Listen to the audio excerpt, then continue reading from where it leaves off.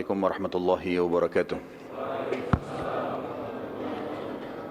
Alhamdulillah, kalimat mulia, kalimat suci, kalimat yang sempurna, yang penuh dengan berkah, selalu kita panjatkan kepada Zat yang maha suci, maha sempurna, maha berkah.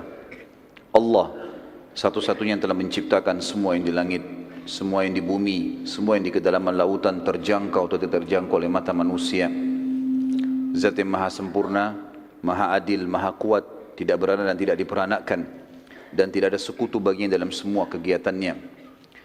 Dia dengan kemahamurahannya telah menggantungkan segala kebutuhan kita untuk roda kehidupan di muka bumi ini dengan kalimat mulia, Alhamdulillah. Maka sangat wajar kalau kita selalu mengucapkan kalimat ini. Selanjutnya kita panjatkan salam hormat kita, salam penghargaan kita kepada manusia terbaik, manusia yang telah dipilih oleh Sang Pencipta Allah agar menjadi suri tauladan bagi seluruh manusia tidak terkecuali. Bahkan para jin pun menjadikannya sebagai suri tauladan.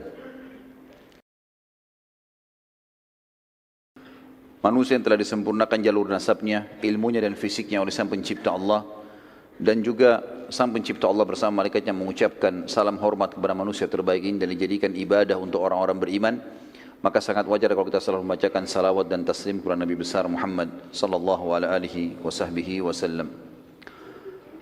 Melanjutkan kajian sirah kita, dan sudah panjang lebar kita menceritakan dengan dua pertemuan perang yang mulia, perang yang punya pengaruh sangat besar dalam Islam, yaitu perang Badar. Dan kita akan masuk sekarang setelah kita rentet terakhir pertemuan kita beberapa kejadian antara perang Badar Ramadan tahun 2 Hijriah dengan perang Uhud yang terjadi tahun 3 Hijriah. Dan para ahli sejarah menyebutkan tentang sebab-sebab terjadinya perang Uhud. Paling tidak disimpulkan ada dua sebab. Yang pertama, kekalahan Quraisy di Badar. Dan ini merusak citra mereka di Jazirah Arab atau di depan para suku-suku Arab. Sehingga mereka tidak punya cara lain, pilihan lain untuk memperbaiki kecuali mengalahkan muslimin. Dan ini juga tergambarkan dari sumpahnya Abu Sufyan, yang pada saat itu setelah meninggalnya tokoh-tokoh Quraisy di Badar hampir semuanya, dan tinggal dua orang, kita sudah jelaskan sebelumnya, Abu Sufyan dan Abu Lahab, dan Abu Lahab pun sudah meninggal. Sehingga tertinggal Abu Sufyan sendiri di Mekah pada saat itu. Tentu belum masuk Islam, karena masuk Islamnya di masa pembebasan kota Mekah atau pembukaan kota Mekah. Yang kedua, penyebabnya adalah orang-orang Quraisy, sebagaimana dicatat dalam sejarah dan sebelumnya, sebelum sejarah histori atau sejarah yang dicatat oleh para ahli sejarah, Al-Quran juga sudah menceritakan kalau orang-orang Quraisy sangat tergantung perekonomiannya atau kota Mekah secara khusus itu dengan perdagangan dari negeri Syam. Sementara baginda Nabi SAW selalu berusaha membentuk pasukan-pasukan, baik beliau pimpin sendiri yang dikenal dengan Ghazwah, atau dipimpin oleh para sahabat dikenal dengan Ma'rakah, atau dipimpin dengan para sahabat yang jumlahnya di bawah 100 orang, di atas 3 orang, di bawah 100 orang, yang dikenal dengan Sariyah. Maka orang-orang Quraisy terganggu sekali karena mereka hidup memang dari negeri Syam. Sementara semua kafilahnya berusaha untuk diserang, walaupun ada beberapa kafilah yang sempat lolos. Maka paling tidak dua penyebab ini disebutkan oleh para ahli sejarah menjadi pemicu utama terjadinya perang Uhud. Nabi SAW atau sebelumnya Al-Quran menceritakan masalah itu ya, ketergantungan Quraisy pada perdagangan atau ekonominya Mekah dengan perdagangan ini dalam surah Quraisy. Surah nomor 104 ayat 1 sampai ayat 4. A'udzu billahi minasyaitonir rajim li'ilafi Quraisy ilafihim rihlatash shita'i was-shaif falyabudu rabb hadzal bait alladzi at'amahum min ju'in wa amanahum min khauf. Karena kebiasaan orang-orang Quraisy, kata Allah, yaitu kebiasaan mereka bepergian untuk berdagang pada musim dingin dan musim panas. Kata ulama tafsir, musim panas mereka ke negeri Syam dan musim dingin mereka ke negeri Yaman untuk berdagang. Tapi kebanyakan mereka di musim dingin di Yaman mereka hanya pergi untuk rekreasi. Sementara musim panas ke negeri Syam mereka berdagang. Maka hendaklah mereka menyembah Tuhan pemilik rumah Ka'bah yang telah memberikan makanan kepada mereka untuk menghilangkan lapar dan mengamankan mereka dari ketakutan. Saksi bahasan kita firman Allah, rihlatas syita'i was saif. Akhirnya Quraisy karena selalu menemukan kafilahnya dihadang, dan pernah saya kasih gambaran ikhwas sekalian, kalau jazirah Arab di wilayah utaranya jazirah Arab, bagian atasnya itu negeri Syam, dan posisi Mekah itu kalau mau ke negeri Syam harus lewati Madinah, Madinah di atasnya. Jadi Madinah itu di utara Mekah. Habis Madinah baru keburu negeri Syam. Jadi mereka mau tidak mau harus lewat jalur itu, nggak ada jalur lain. Waktu itu mereka belum punya jalur lain. Apalagi mereka harus lewat darat. Maka yang terjadi teman-teman sekalian, mereka sekarang merasa terganggu, selalu dihadang. Kemudian mereka juga sudah kalah di perang Badar, jadi tambah takut. Sekarang bagaimana caranya? Mereka ubah jalurnya. Terakhir percobaan mereka adalah mereka melalui wilayah namanya Dhatu Irq. Dhatu Irq ini adalah jalur dari Mekah, mutar ke dekat Jeddah, mutar sampai ke dekat wilayah Najd, wilayah Irak. Jauh sekali, baru masuk ke negeri Syam, untuk menghindari Madinah saja. Jadi di sini misalnya mereka ke negeri Syam itu perjalanan sebulan, ini bisa 2-3 bulan baru sampai. Tapi mereka coba lakukan itu. Ternyata baginda Nabi SAW dengar ada kafilah mereka keluar menuju ke sana. Maka beliau membentuk Sariyah. Saya sudah bilang tadi Sariyah bagaimana jumlahnya? 3 sampai 100. Di atas 100 pasukan. Tidak dikatakan Sariyah gitu. Maka dibentuklah Sariyah dipimpin oleh Zaid bin Harithah radhiyallahu anhu. Dan sementara pada saat itu orang-orang Quraisy sama sekali tidak sangka. Sama sekali tidak menyangka. Ternyata Sariyahnya Zaid bin Harithah berhasil menghadang kafilah sebelum tiba di negeri Syam. Dan akhirnya mengambil semua yang ada di dalam kafilah tersebut, membawa ke Madinah. Abu Sufyan yang memimpin Mekah pada saat itu bersama dengan orang-orang Quraisy tidak pernah menyangka terjadi penyerangan ini, dan karena jalur ini pun jalur alternatif yang sudah sangat jauh diketahui muslimin, maka mereka akhirnya putus asa. Abu Sufyan akhirnya tidak ada jalan lain kecuali memotivasi masyarakat Mekah, kita harus selesaikan urusannya Madinah nih. Kalau enggak habis semua ini, ekonomi enggak bisa. Citra kita sudah rusak karena kalah. Harus kita kalahin. Motivasi sana sini terus menerus. Puncaknya adalah pada saat Abu Sufyan menyurati suku Ghatafan. Dan suku Ghatafan kita sudah sebutkan tadi diserang oleh Nabi SAW, tetapi mereka tidak bisa atau mereka tidak melawan dan mereka sembunyi di atas gunung, walaupun mereka punya 10.000 personel kuda, semuanya siap perang. Suku Ghatafan waktu itu menyumbang personel perang banyak sekali. Sepertiga dari pasukan Quraisy, pasukan menyerang di Uhud nanti, itu dari Ghatafan. Jadi 1.000 orang mereka. 2.000 yang lain, Abu Sufyan berhasil mengumpul dari berbagai kabilah-kabilah Arab, suku-suku Arab. Dan belum pernah, dalam sejarah disebutkan, belum pernah Quraisy memiliki pasukan sebesar ini. 3.000 orang personel perang. Selama ini 1.000 itu sangat luar biasa. 1.000 itu waktu menyerang Badar itu sudah dianggap pasukan intinya Quraisy, itu pun kalah. Teman-teman sekalian, pasukan ini akhirnya menuju ke Madinah. Dan yang terjadi, Nabi SAW mendengarkan kejadian tersebut. Perlu saya gambarkan sedikit teman-teman sekalian. Madinah, sebenarnya sekarang Uhud itu masuk wilayah Madinah ya, masuk wilayah haram maksud saya, wilayah haram. Di zaman Nabi SAW waktu masih hidup, Uhud itu di luar gerbangnya Madinah. Jadi dulu ada temboknya Madinah, itu ada pintu gerbangnya. Uhud itu di luarnya pintu gerbang itu. Jadi kalau muslimin mau ke Uhud, maka mereka keluar dari pintu gerbang Madinah baru mereka ke Uhud itu.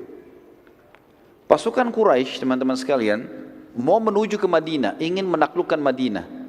Pintu gerbang Madinah yang paling dekat untuk bisa menembusnya adalah Uhud. Padahal gunung Uhud itu ada di luar tembok Madinah. Makanya dikatakan perang Uhud karena pasukan sampai ke lokasi itu dan itu sudah pintu gerbang Madinah. Dan gunung ini pun sangat dekat. Pada saat itu teman-teman sekalian, Nabi SAW segera mengumpulkan sahabat, diskusi, apa jalan keluarnya nih, permasalahannya apa. Mayoritas sahabat berpikir untuk keluar melawan Quraisy. Ya Rasulullah, sebelum mereka tiba di Madinah, kita keluar, hadapin dimanapun ketemu. Seperti kita hadapi di Badr. Termasuk pada saat itu yang paling ngotot adalah paman beliau Hamzah radhiyallahu anhu. Semangat para sahabat ini muncul teman-teman sekalian karena mereka sudah melihat kemenangan di Badr. Jumlah lebih sedikit, tapi akhirnya jadi besar, bisa menang. Dan saya sudah sebutkan teman-teman sekalian, perang Badr Allah Azza wa Jal, Allah yang maha tinggi dan maha kuat telah mengaturnya supaya setelah Badr muslimin sudah tidak pernah takut lagi berperang, gitu kan? Ya sudah kita jelaskan panjang lebar masalah itu. Seorang sahabat dari Ansar yang bernama Anas bin Nadhr radhiyallahu anhu, yang kebetulan waktu itu tidak sempat hadir di perang Badr, ia mengatakan, dia berkata pada saat itu, waktu dengar Nabi SAW menyampaikan Quraisy akan menyerang, dia mengatakan, peperangan pertama Nabi SAW di Badr, aku tidak hadir. Demi Allah, bila setelah hari ini, maksudnya setelah kejadian Badr, ada pertempuran lagi yang dipimpin oleh Nabi SAW melawan Quraisy, maka aku akan melakukan apapun yang membuat Allah Azza wa Jalla ridha, terima. Pada saat itu Nabi SAW keluar ke Badr. Tentu kita ingatkan kembali, kenapa sahabat ini tidak ikut dan kenapa banyak sahabat tidak ikut? Karena Nabi SAW waktu itu hanya mengiklankan, siapa yang mau ikut silakan. Ini bukan mengatakan jihad, ayo pergi, nggak ada. Sehingga jadi wajib, pilihan. Siapa yang mau ikut silakan, kita mau menyerang kafilah Abu Sufyan, kan gitu. Makanya ada sahabat banyak yang luput pada saat itu. Anas bin Nadhr lalu memotivasi Nabi SAW. Dia terus mengatakan, ya Rasulullah, kita keluar melawan ya Rasulullah. Kami kehilangan kesempatan Badr, kami kehilangan kesempatan mati syahid. Terus dia motivasi Nabi SAW. Dia mengatakan, ya Rasulullah, ayo keluar. Dengan beberapa sahabat termasuk Hamzah. Sampai akhirnya Nabi SAW mengatakan, kalau pendapat saya, maka saya akan bertahan di Madinah. Kalau pendapat saya bertahan dalam benteng. Karena pasukan mereka besar dan sudah keluar. Kalau sampai pasukan muslimin dikalahkan di luar, mereka punya kesempatan, karena niatnya sudah mau masuk ke Madinah, punya kesempatan untuk masuk menguasai Madinah. Maka lebih baik kita tunggu saja di sini. Kita lebih kuat dalam benteng. Lalu Nabi SAW mengatakan, aku memilih bertahan di Madinah karena aku telah melihat mimpi. Itu perkataan Nabi SAW. Para sahabat mengatakannya, Rasulullah, apa yang anda lihat? Kata baginda Nabi SAW dalam hadis Bukhari, aku melihat seekor sapi disembelih. Aku juga melihat pada pedangku terdapat kebengkokan atau retak. Aku juga melihat aku masuk dan berlindung dalam baju perang yang kokoh. Para sahabat bertanya, lalu apa penakwilannya Rasulullah? Kata Nabi SAW, aku menakwilkan sapi yang disembelih adalah sahabat-sahabatku, beberapa sahabatku yang akan terbunuh. Sementara kebengkokan pada pedangku atau retaknya, adanya salah satu kerabatku yang akan terbunuh, dan aku masuk ke dalam baju perang yang kokoh, aku takwilkan kota Madinah. Oleh karena itu, aku memilih untuk bertahan di Madinah. Tapi pada saat itu para sahabat mengatakannya, Rasulullah, itu takwil mimpi wahyu atau penyampaian dari anda? Nabi SAW mengatakan, itu penyampaian dari saya. Takwil, kalian tanya takwil, ini saya takwilkan, gitu kan? Maka di sini para sahabat mengatakan, ya Rasulullah, izinkanlah kami berperang, keluarlah. Terus saja mereka memotivasi dan mendorong Nabi SAW untuk keluar. Beberapa sahabat sampai beliau mengatakan, baiklah, kalau gitu bersiap-siaplah. Lalu Nabi SAW pun pulang ke rumah beliau dan beliau mempersiapkan baju perangnya. Waktu Nabi SAW masuk ke dalam rumahnya, para sahabat akhirnya berbicara satu sama yang lain. Ini jangan sampai kita ini melakukan dosa, kita melanggar Nabi SAW, kita menyuruh beliau keluar pada beliau mau bertahan di Madinah. Sampai akhirnya mereka tunggu depan pintu rumah Nabi SAW. Waktu beliau SAW keluar dari rumahnya dengan pakaian perang yang lengkap, beberapa sahabat menghampiri sambil berkata, wahai utusan Allah, bila anda ingin tetap di kota Madinah, maka kami pun ikut saja bertahan di Madinah. Lalu keluarlah sabda Nabi SAW yang masyhur dalam riwayat yang sahih, tidak pantas bagi seorang Nabi yang telah mengenakan baju perang membatalkan niatnya sampai Allah memberikan keputusan siapa yang menang atau kalah antara dia dengan musuhnya. Gak bisa lagi, sudah pakai baju perang begini gak bisa lagi. Ini teman-teman sekalian, saya berikan sebuah note di sini di tulisan saya mengatakan ini jelas sekali bagaimana seorang mukmin harus punya tekad yang kuat kalau itu adalah kebenaran. Tadinya dia ragu mengerjakan yang mana, tapi kalau dia sudah pilih sebuah keputusan, dan itu juga benar dalam agama, tidak usah ragu. Itu penting untuk dilakukan, karena keraguan dalam memilih satu keputusan dan terus-menerus larut ini membuat masalah. Apalagi kondisinya seperti ini, Madinah akan diserang. Salah satu yang tidak setuju keluar pada saat itu, waktu Nabi SAW sudah keluar, pasukan sudah mulai berkumpul, adalah pimpinan orang munafik yang sudah masyhur, Abdullah bin Ubaidillah bin Salul. Lalu dia berkata, wahai Rasulullah, aku melihat kita bertahan di Madinah saja, karena belum pernah kami, masyarakat Madinah, karena dia dari suku Khazraj, menghadapi musuh di dalam atau di luar, kami menghadapi musuh di dalam kota Madinah kecuali kami mengalahkan musuh kami. Dan sebaliknya, setiap kami menghadapi musuh di luar Madinah kecuali kami dikalahkan. Lalu kata Nabi SAW, sudah tertekadkan, maka tidak akan ada keraguan lagi. Nabi SAW lalu keluar menuju ke Uhud. Dan kita sudah tahu, saya bilang tadi, begitu keluar pintu gerbang langsung gunung Uhud. Jadi pasukan muslim tidak pergi jauh-jauh ini, bertahan di situ saja, cuma di luar pintu gerbang mereka. Dan pada saat itu terkumpullah dari sahabat yang mulia 700 orang. Dan Abdullah bin Abi Salul, karena tidak mau dianggap dia, Abdullah bin Ubaidillah bin Salul dianggap nanti dia tidak mau ikut, maka dia mengajak teman-temannya kaum munafikin 300 orang. Terkumpullah pasukan sekitar 1.000 orang pada saat itu. Dan pasukan Quraisy 3.000. Namun pada saat tiba di satu lokasi namanya Syaut, ya.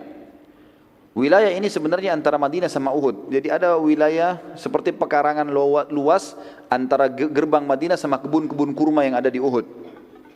Tiba-tiba saja Abdullah bin Ubaidillah bin Salul setelah melihat lokasi dan keluar, lalu dia berkata kepada sukunya dari kaum munafikin dari suku Khazraj. Dia mengatakan, kita balik saja dan tidak ada gunanya kita ikut. Kalau pasukan ini kalah, maka kita masih hidup di Madinah. Tujuannya dia sebenarnya adalah untuk mematahkan semangatnya kaum muslimin. Kemudian pada saat dia mau pergi pun beberapa sahabat mengatakan, ya Rasulullah, Abdullah menarik pasukannya. Kata Nabi SAW, biarkan saja. Mungkin Allah ingin membersihkan muslimin. Maka tertinggallah 700 orang. Pada saat 300 pasukan itu kembali ke Madinah, terdapat pula 2 suku dari Ansar, dari mukminin sempat ikut-ikutan ke Madinah karena terpengaruh oleh 300 pasukan tadi. Mereka adalah suku Salamah dan suku Harith. Sempat 2 suku ini juga mau ikut. Jumlahnya mendekati 100 orang. Banyak sekali. Sempat mau ikut, tapi mereka akhirnya kembali setelah dikejar dan dimotivasi kembali oleh seorang sahabat yang mulia bernama Abdullah bin Amr bin Haram, ayahnya Jabir bin Abdullah radhiyallahu anhu majma'in, sempat mengejar mereka dan mengingatkan besarnya pahala jihad di jalan Allah, terlebih lagi bersama Nabi SAW. Akhirnya kedua suku tadi kembali bergabung dengan muslimin. Sementara yang 300 bersama Abdullah bin Ubaidillah bin Salul tetap menolak, maka Abdullah pun akhirnya meninggalkan pasukan muslimin dan masuk ke Madinah, lalu kemudian mencela-cela pasukan muslimin dari atas benteng Madinah. Pasti kalian kalah, pasti kalian susah, pasti kalian begini, dengarlah. Seperti gitulah. Allah Azza wa Jalla menyebutkan kejadian tersebut dalam surah Al-Imran, surah nomor 3 ayat 122. A'udzu billahi minasyaitonir rajim. Idh hammat ta'ifatani minkum an tabshala wallahu waliyuhuma.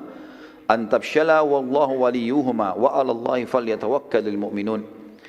Ketika 2 golongan daripadamu, yaitu Bani Salamah dari suku Khazraj dan Bani Harith dari suku Aus, yang tadi mau ikut sama orang-orang munafik, ingin mundur karena takut, padahal Allah adalah penolong bagi kedua golongan itu. Karena itu hendaklah kepada Allah saja orang-orang mukmin bertawakal.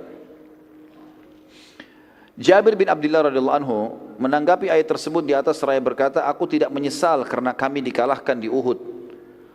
Karena Allah Azza wa Jalla, Allah yang maha suci dan maha tinggi, berfirman, sementara Allah lah wali mereka atau penolong mereka.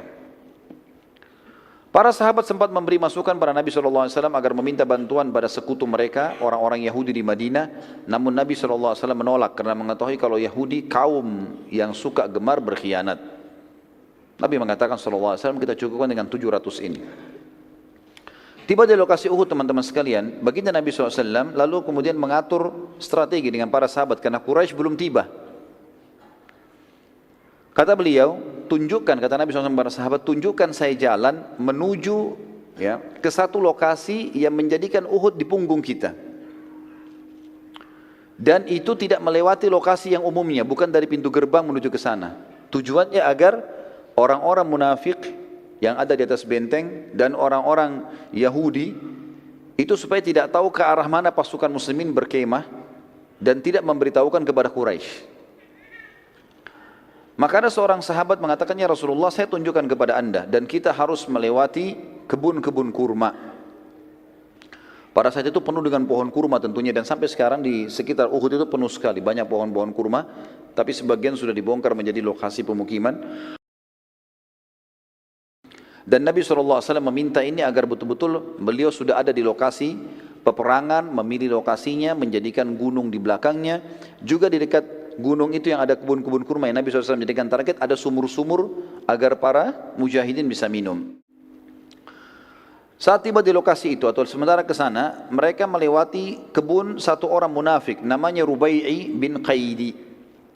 Rubai'i ini orangnya buta dan dia munafik, dia dengar Abdullah bin Abi Salul dan teman-temannya sampaikan, pasukan Muhammad lagi menuju ke kebunmu, jangan kau biarkan lewat.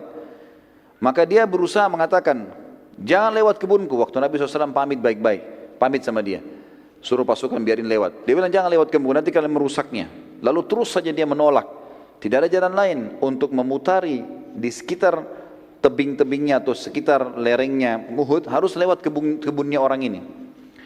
Maka pada saat itu para sahabat pun akhirnya mengatakan kepada Nabi SAW, ya Rasulullah, tidak ada jalan lain. Kata Nabi SAW, jalanlah, lewatin kebunnya, jangan sampai dirusak. Kata beliau, biarkan saja dia, sungguh dia buta mata dan buta hatinya. Lewati tapi jangan buat rusak. Maka lewatlah pada saat itu, dan Rubai sempat mencaci maki muslimin tapi tidak dihiraukan. Nabi SAW saat selesai menyusun, tiba di lokasi yang diinginkan. Tentu kalau kita berada, biasanya kalau saya bimbing umroh teman-teman sekalian, di lokasi Uhud saya tunjukkan. Ada memang titik di mana pasukan pada saat itu tiba di sebelah pinggiran gunung Uhud. Ya. Dan itu memang kalau dilihat posisinya, Uhud di belakang dan Mekah di hadapan gitu. Posisinya pas seperti itu. Di sebelah kirinya pasukan itu ada Bukit Pemanah. Bukit Pemanah yang berada antara lokasi pasukan muslimin dengan gerbangnya Madinah. Nabi SAW memberi instruksi penting pada saat itu kepada para pemanah. Keluar 50 orang, kalian harus ada di atas sana, dipimpin oleh Abdullah bin Jubair radhiyallahu anhu. Naik di atas sini. Jangan tinggalkan bukit ini sampai ada instruksi dariku. Walaupun kalian lihat pasukan menang atau kalah, pokoknya kita menang atau kita kalah, jangan tinggalkan bukit ini. Pesan. Baiklah, naik semuanya 50 orang. Dan pemanah zaman dulu teman-teman sekalian itu sama dengan sniper kita sekarang, ahli tembak. Bahkan kalau orang-orang yang mahir, mereka bisa melepaskan beberapa anak panah dengan satu tarikan, gitu kan? Dan itu kalau tepat sasaran dia bisa membunuh beberapa orang. Maka ini kekuatan muslimin di situ tadi. 50 orang ditaruh di Bukit Pemanah dan 650 bersama Nabi SAW. 649, 650 sama Nabi SAW. Allah Azza wa Jal menjanjikan bila sahabat bersabar dalam perang Uhud dan patuh pada perintah Nabi SAW. Ini janji Allah. Kalau mereka patuh, ikuti instruksi Nabi, akan membantukan 3.000 pasukan dari malaikat. Di Badr ada berapa malaikat? 1.000, sudah kita jelaskan tadi. Ini 3.000 dijanjikan dari malaikat. Bahkan bila disiplin, mereka patuh, Nabi bilang serang, tidak, maka Allah janjikan menurunkan 5.000 malaikat. Jumlah orang kafir 3.000. Allah mau turunkan seimbang, jumlah kafir 3.000, malaikat 3.000. Di perang Badar jumlah kafir 1.000 turun 1.000, kan gitu. Tapi Allah janjikan untuk menenangkan muslimin, kalau kalian sabar, disiplin, patuh, 5.000 saya turunkan. Allah ceritakan dalam surah Al-Imran, surah nomor 3 ayat 123 sampai 125. A'udzu billahi minasyaitonir rajim. Wa laqad nasarakumullahu bi Badrin wa antum adhillah fattaqullaha la'allakum tashkurun. إذ تقول للمؤمنين ألن يكفيكم أن يمدكم ربكم بثلاثة آلاف من الملائكة منزلين بلى إن تصبروا وتتقوا ويأتوكم من فورهم هذا يمددكم ربكم بخمسة آلاف من الملائكة مسومين. Sungguh Allah telah menolong kalian dalam peperangan Badar. Waktu itu jumlahnya lebih sedikit, senjatanya lebih sederhana. Padahal kamu pada saat itu adalah orang-orang yang lemah. Karena itu bertakwalah kepada Allah supaya kalian atau kamu mensyukurinya. 1, 2, 3-nya. 1, 2, 4-nya. Ingatlah, ketika kalian mengatakan atau kamu berkata, hai Muhammad, kepada orang-orang mukmin, apakah tidak cukup bagi kalian Allah membantu dengan 3.000 malaikat yang diturunkan dari langit? Ayat 125, ya pasti sudah cukup. Tapi ketahuilah, jika kalian sabar, kalian bersiap siaga, disiplin, patuh, Allah menjanjikan loh, mereka Allah akan mendatangkan, dikatakan dan jika kalian bersabar dan bersiap siaga dan mereka datang menyerang kalian dengan seketika pun, niscaya Allah akan menolong kalian dengan 5.000 malaikat yang memakai tanda-tanda. Kata ulama tafsir yang dimaksud di sini adalah kalau para sahabat mematuhi tidak satu pun melanggar titah Nabi SAW, pasti menang. Seperti itulah. Pasukan muslimin terdiri dari 70 orang pasukan kuda, 50 prajurit pemanah dan sisanya pasukan pejalan kaki. Dari pasukan musyrikin Quraisy terdapat 200 personil yang menunggangi kuda, yang pada saat itu dipimpin oleh Khalid bin Walid sebelum masuk Islam. Mereka tidak ikut berperang dan tugasnya 200 orang. Dari 3.000 ini 200 ke samping medan perang. Kalau dari Bukit Pemanah itu kita bisa lihat ke arah kiri, kalau satu waktu antum mengunjungi ke sana. Kalau kita lihat ke arah kota Madinah, kita akan temukan di depan kita ada seperti lembah. Lembah itu dulu agak curam dan di situ pasukan Khalid bin Walid bersembunyi, ya kan? 2.800 maju masuk bersama pasukan Quraisy.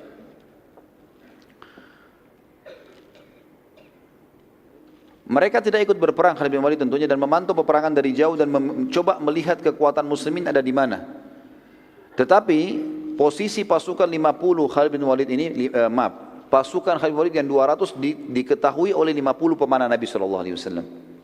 Maka Abdullah bin Jubair sempat mengatur strategi di atas 50 orang ini dibuat melingkari gunung. Bukit Pemanah dibuat melingkari sehingga mereka bisa memanah ke seluruh penjuru. Termasuk ke pasukan 200 orang ini kalau mereka coba maju menyerang muslimin dari belakang. Kita dengarkan ada subjudul teman-teman sekalian tentang motivasi perang Nabi SAW untuk para sahabat. Dan ini termasuk sunnah Nabi SAW. Setiap kali pasukan sudah berhadapan, supaya jiwa-jiwa siap untuk berperang dimotivasi. Dan kita sudah dengar bagaimana motivasi Nabi SAW di Badar. Sekarang kita lihat motivasi Nabi SAW di Uhud. Di antaranya adalah kalau di tulisan saya berikan huruf A, artinya ada beberapa pilihan. Yang pertama kisah anak-anak yang ikut perang. Anak-anak di sini maksudnya adalah dianggap umur yang masih sangat muda. Dalam pasukan muslimin terdapat anak-anak yang masih kecil yang juga ikut berperang dari dalam kota Madinah dan sempat tiba di medan perang. Namun Nabi SAW memilah mereka. Dan ada yang dipulangkan karena tidak layak ikut perang, terlalu kecil, dan ada juga yang dibiarkan ikut oleh Nabi SAW.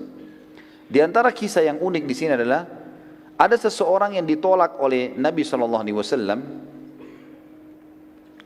yang bernama Abdullah bin Umar dan Usama bin Zaid radhiyallahu anhuma. Ini ditolak oleh Nabi SAW, dianggap masih umur 12 tahun, 13 tahun waktu itu. Dipulangkan, tidak boleh ikut. Namun terdapat anak-anak lain yang diikutkan oleh Nabi SAW karena keterampilan mereka. Di antara kisahnya adalah terdapat seorang anak kecil yang berumur 13 tahun. Pada saat melihat Abdullah bin Umar dan Usama bin Zaid ditolak, ia berkata, wahai Rasulullah, aku mahir dalam memanah. Lalu Nabi SAW mengetesnya dan ternyata betul-betul dia mahir dan tidak meleset panahannya. Beberapa sasaran dilempar, ditunjuk oleh Nabi SAW, dia mana tepat kena. Maka ini diikutkan, tapi maaf saya tidak temukan nama orang ini, tapi jelas ini anak umur 13 tahun disebutkan oleh buku-buku sejarah. Seorang anak yang lain juga berumur 13 tahun, saat melihat temannya diloloskan oleh Nabi SAW untuk berperang, dia berkata, wahai Rasulullah, kenapa anda loloskan ia ikut perang sementara aku tidak? Dan aku bisa mengalahkannya kalau bergulat. Ini yang pintar mana ini? Saya bisa kalahin gulat ya Rasulullah. Dalam riwayat dikatakan Nabi SAW menyuruh keduanya untuk mengadu keterampilan gulat. Dan ternyata betul, anak yang kedua mengalahkan anak yang pertama. Maka Nabi SAW pun akhirnya mengizinkan dia ikut. Yang kedua teman-teman sekalian adalah kisah pedang Nabi SAW. Kisah pedang Nabi SAW. Disebutkan dalam hadis Bukhari, Nabi SAW mengumpulkan seluruh pasukan lalu menghenuskan sebilah pedang dan bersabda, siapa yang akan memberikan haknya Allah dan Rasulnya di pedang ini? Tiba-tiba saja Hamzah bin Abdul Muttalib radhiyallahu anhu, yang kita tahu memang dia yang paling besar semangatnya untuk keluar menghadapi musuh, dan memang Allah karuniai dia mati syahid di situ. Tiba-tiba berdiri dan mau mengambil dari tangan Nabi SAW. Nabi SAW tarik. Hamzah dikenal dengan singa, orang yang sangat luar biasa, perkasa, pemberani. Lalu Nabi SAW ulangi lagi. Setelah Hamzah mengatakan, aku ya Rasulullah, Nabi SAW tarik. Nabi SAW ulangi lagi. Siapa yang mau memberikan haknya Allah dan Rasulnya di pedang ini? Berdiri yang kedua Ali bin Abi Thalib radhiyallahu anhu. Orang juga yang muda tapi kuat sekali, punya kekuatan fisik, keterampilan perang. Nanti kita lihat keterampilannya luar biasa kalau pada saat kita ceritakan tentang kisah perang Ahzab. Maka Ali pun berdiri mengatakan, saya Rasulullah, langsung mau memegang pedang itu. Karena dianggap ini kemuliaan, pedangnya Nabi SAW dikeluarkan lalu dikasih. Siapa yang mau berikan hak Allah dan Rasulnya di sini? Ternyata Nabi SAW tarik lagi. Suruh Ali duduk. Ulangi lagi, siapa yang mau memberikan haknya Allah dan Rasulnya di pedang ini? Berdiri Zubair bin Awam, yang sudah kita tahu kisahnya di perang Uhud, di perang Badr, bagaimana dia membunuh Abu Kabs, melempar tombak di antara dua matanya tembus sampai ke otaknya, gitu kan? Berdiri mengatakan, saya Rasulullah. Nabi SAW tarik lagi, suruh duduk. Diulangi lagi, siapa yang akan memberikan haknya Allah dan Rasulnya di pedang ini? Mikdad berdiri. Mikdad ini diisyaratkan oleh Umar bin Khattab seperti kekuatan 1000 orang. Suaranya keras, cepat kalau menyerang, macam-macam keterampilannya. Berdiri lagi, aku ya Rasulullah, mau dipegang lagi. Ditarik lagi oleh Nabi SAW, suruh duduk. Diulangi lagi, siapa yang mau memberikan haknya Allah dan Rasulnya di pedang ini?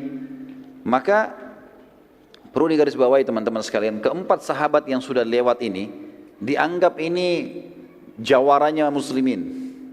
Keempat orang ini. Bahkan setiap orang di antara mereka bisa dihitung kekuatan 1000 orang. Sebagaimana diriwayatkan oleh Umar bin Khattab pada saat mengutus pasukan pembebasan Mesir kepada Amr bin As. Waktu itu Amr memiliki 8000 personil.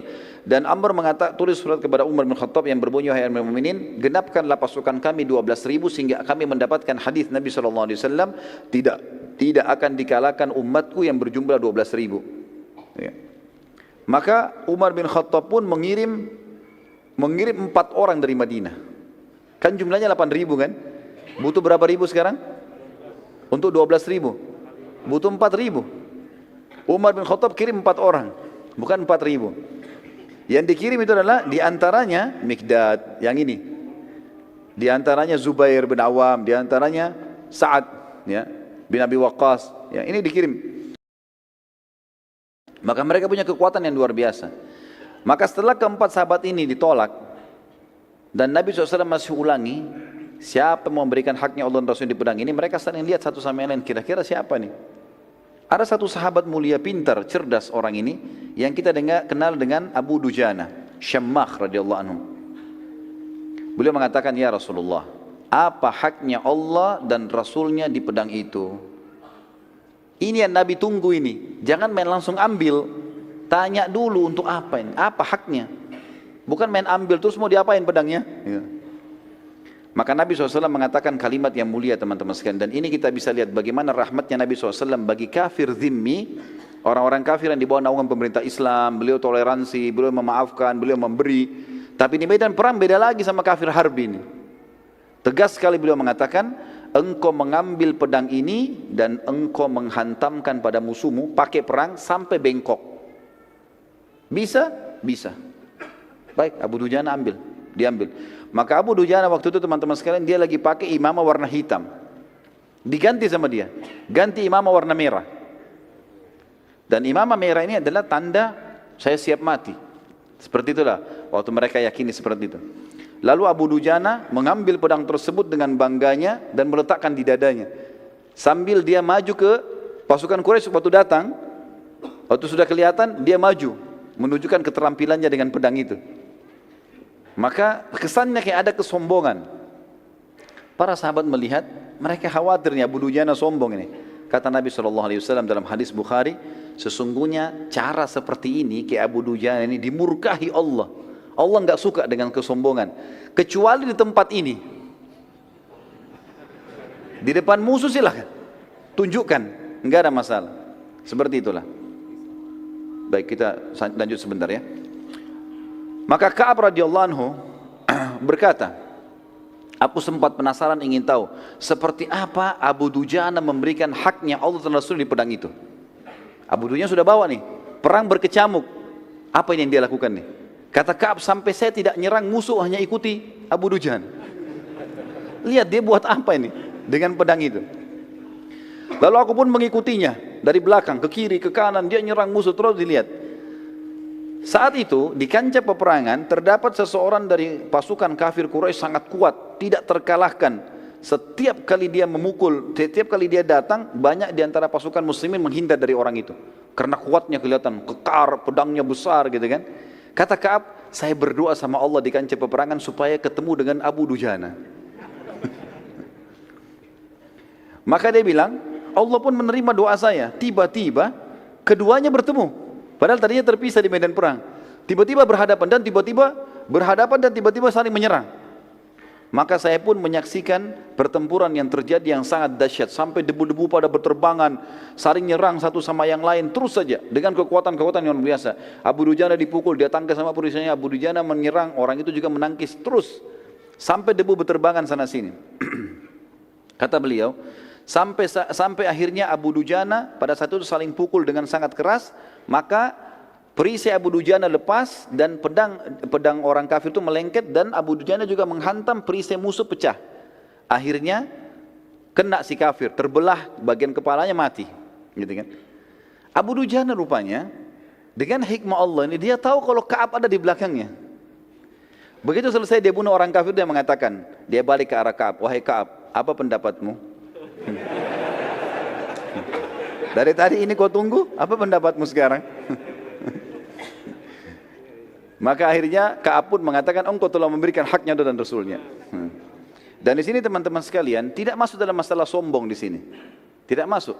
Fa'amma binikmati rabbika fahaddits, masuk dalam firman Allah di sini. Dia melakukan apa yang Allah Rasul perintahkan, maka dia bisa mengatakan, saya sudah melakukan.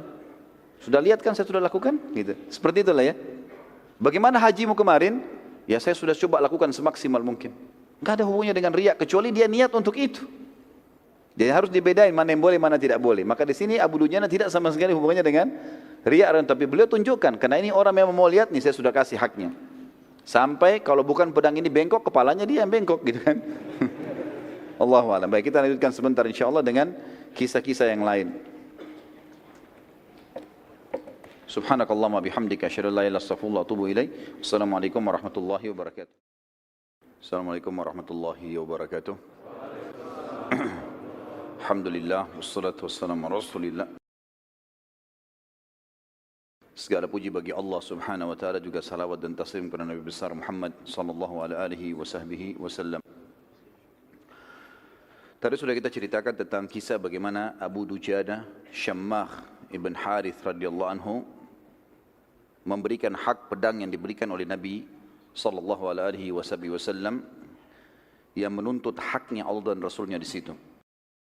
Kisah yang lain teman-teman sekalian, kisah yang terjadi di perang Uhud yang tidak bisa luput dari seorang beriman adalah kisah sahabat yang mulia Handalah radhiyallahu anhu. Handalah radhiyallahu anhu adalah seorang sahabat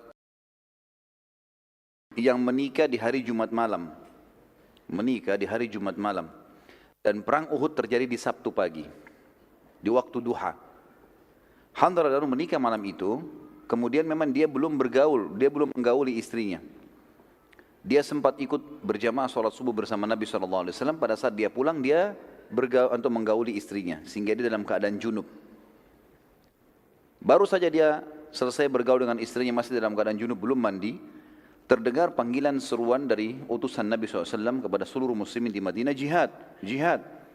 Dan panggilan seperti ini berarti wajib bagi laki-laki muslim untuk ikut. Maka dia pun tidak menunggu, langsung saja dia keluar dalam kondisi masih junub, bergabung dengan pasukan muslimin.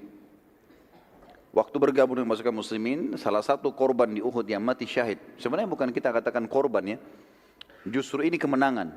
Karena hakikat dari seorang muslim ikut jihad adalah mati syahid. Kedua baru menang. Jadi dia tidak kenal namanya kalah. Kalau dia terbunuh itu target utamanya karena masuk surga tanpa hisab. Kalau dia menang adalah target yang kedua. Hanzalah radhiyallahu anhu adalah salah satu sahabat yang dikaruniai oleh Allah syahadah, mati syahid. Waktu jenazahnya ditemukan setelah selesai perang Uhud, maka Nabi SAW waktu melihat ke arahnya mengalihkan pandangan matanya. Lalu kemudian para sahabat bertanya, ya Rasulullah, ada apa dengan Hanzalah? Kenapa anda alihkan pandangan anda? Ada dua riwayat. Yang pertama kata Nabi SAW, aku melihat istrinya dari bidadari menjemputnya. Riwayat yang lain adalah, aku melihat para malaikat memandikannya. Karena dia dalam keadaan junub, maka dimandikan oleh para malaikat sampai keluar julukannya Gasilul Malaikah. Orang yang dimandikan langsung oleh malaikat. Dan di sini teman-teman sekalian pelajaran penting. Setiap kali ada janji Allah dan Rasulnya dari dalil Al-Quran dan Sunnah, setiap muslim tidak boleh ragu sedikit pun, apapun itu sifatnya, apapun. Allah dan Rasulnya bilang bersedekah itu pasti kaya, maka tidak boleh kita ganti dengan konsep yang lain. Tidak usah ragu sama sekali. Kalau orang mukmin memahami sebenarnya, dia kalau sedekah misalnya adalah sama dengan dia sedang investasi dan Allah balas minimal 10 kali, apa yang membuat dia ragu melakukannya? Salah satu ciri khasnya sahabat di situ. Apa yang Allah dan Rasulnya sampaikan benar, yang lain salah. Selesai urusannya. Enggak perlu lagi dinegosiasi. Allah Rasulnya bilang salah, haram haram, halal halal. Kerjakan kerjakan, jangan kerjakan jangan kerjakan. Walaupun semua dunia, keluarganya, istrinya, anaknya, suaminya benci, dia enggak peduli. Sudah semuanya diseberikan. Seperti itulah kurang lebih. Dan ini terjadi pada Hanzalah. Bayangkan teman-teman kalau kita baru menikah seperti ini. Dengan wanita yang dia cintai, dia menikah. Baru selesai hubungan biologis yang pertamanya dalam rumah tangga. Belum sempat mandi junub, panggilan jihad. Kita nggak usah jauh-jauh bicara jihad. Antum sekarang kalau malam pertama, kira-kira subuh di masjid nggak? Hah? Ada yang tanya ke saya itu di pengajian. Ustadz, apa hukumnya tidak sholat subuh di masjid kalau malam pertama? Saya bilang dosa ini. Nggak ada udurnya. Tapi lihat Hanzalah bukan cuma salat subuh, bukan ini jihad, pergi berperang, mati terbunuh. Padahal dia waktu masih dari hari pertama menikmati pernikahannya. Kalau pernikahan saja bisa ditinggalkan teman-teman, apalagi kalau cuma makanan, minuman, pekerjaan, pendidikan, semua ini nggak ada lagi. Kalau sudah ada suruhan dari Allah dan Rasulnya.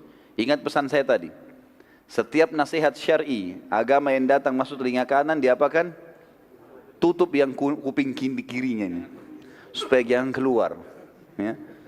Jangan masuk sini keluar sini. Saya datang lagi bulan depan tanya lupa. Ya. Tapi kayaknya kalau kisah Hanzalah nggak lupa deh. Terutama yang laki-laki. Dan kisah mereka teman-teman, kisah para salihin, para salaful ummah yang sampai kepada kita ini bukan hanya sekedar untuk dikenang dan didengar ya. Tapi Allah Azza wa Jalla sampaikan kepada kita untuk dijadikan sebagai ibrah, pelajaran. Ini loh ada orang sebelum kamu begini, disampaikan kisahnya ke kita. Ini 1400 tahun yang lalu ini. Sampai kepada kita di malam ini teman-teman di sini. Dan itu saja, kita tidak menghadiri saja, kita bukan Hanzalahnya. Kalau saya yakin teman-teman memiliki iman, merasa bergetar. Luar biasa ya gitu.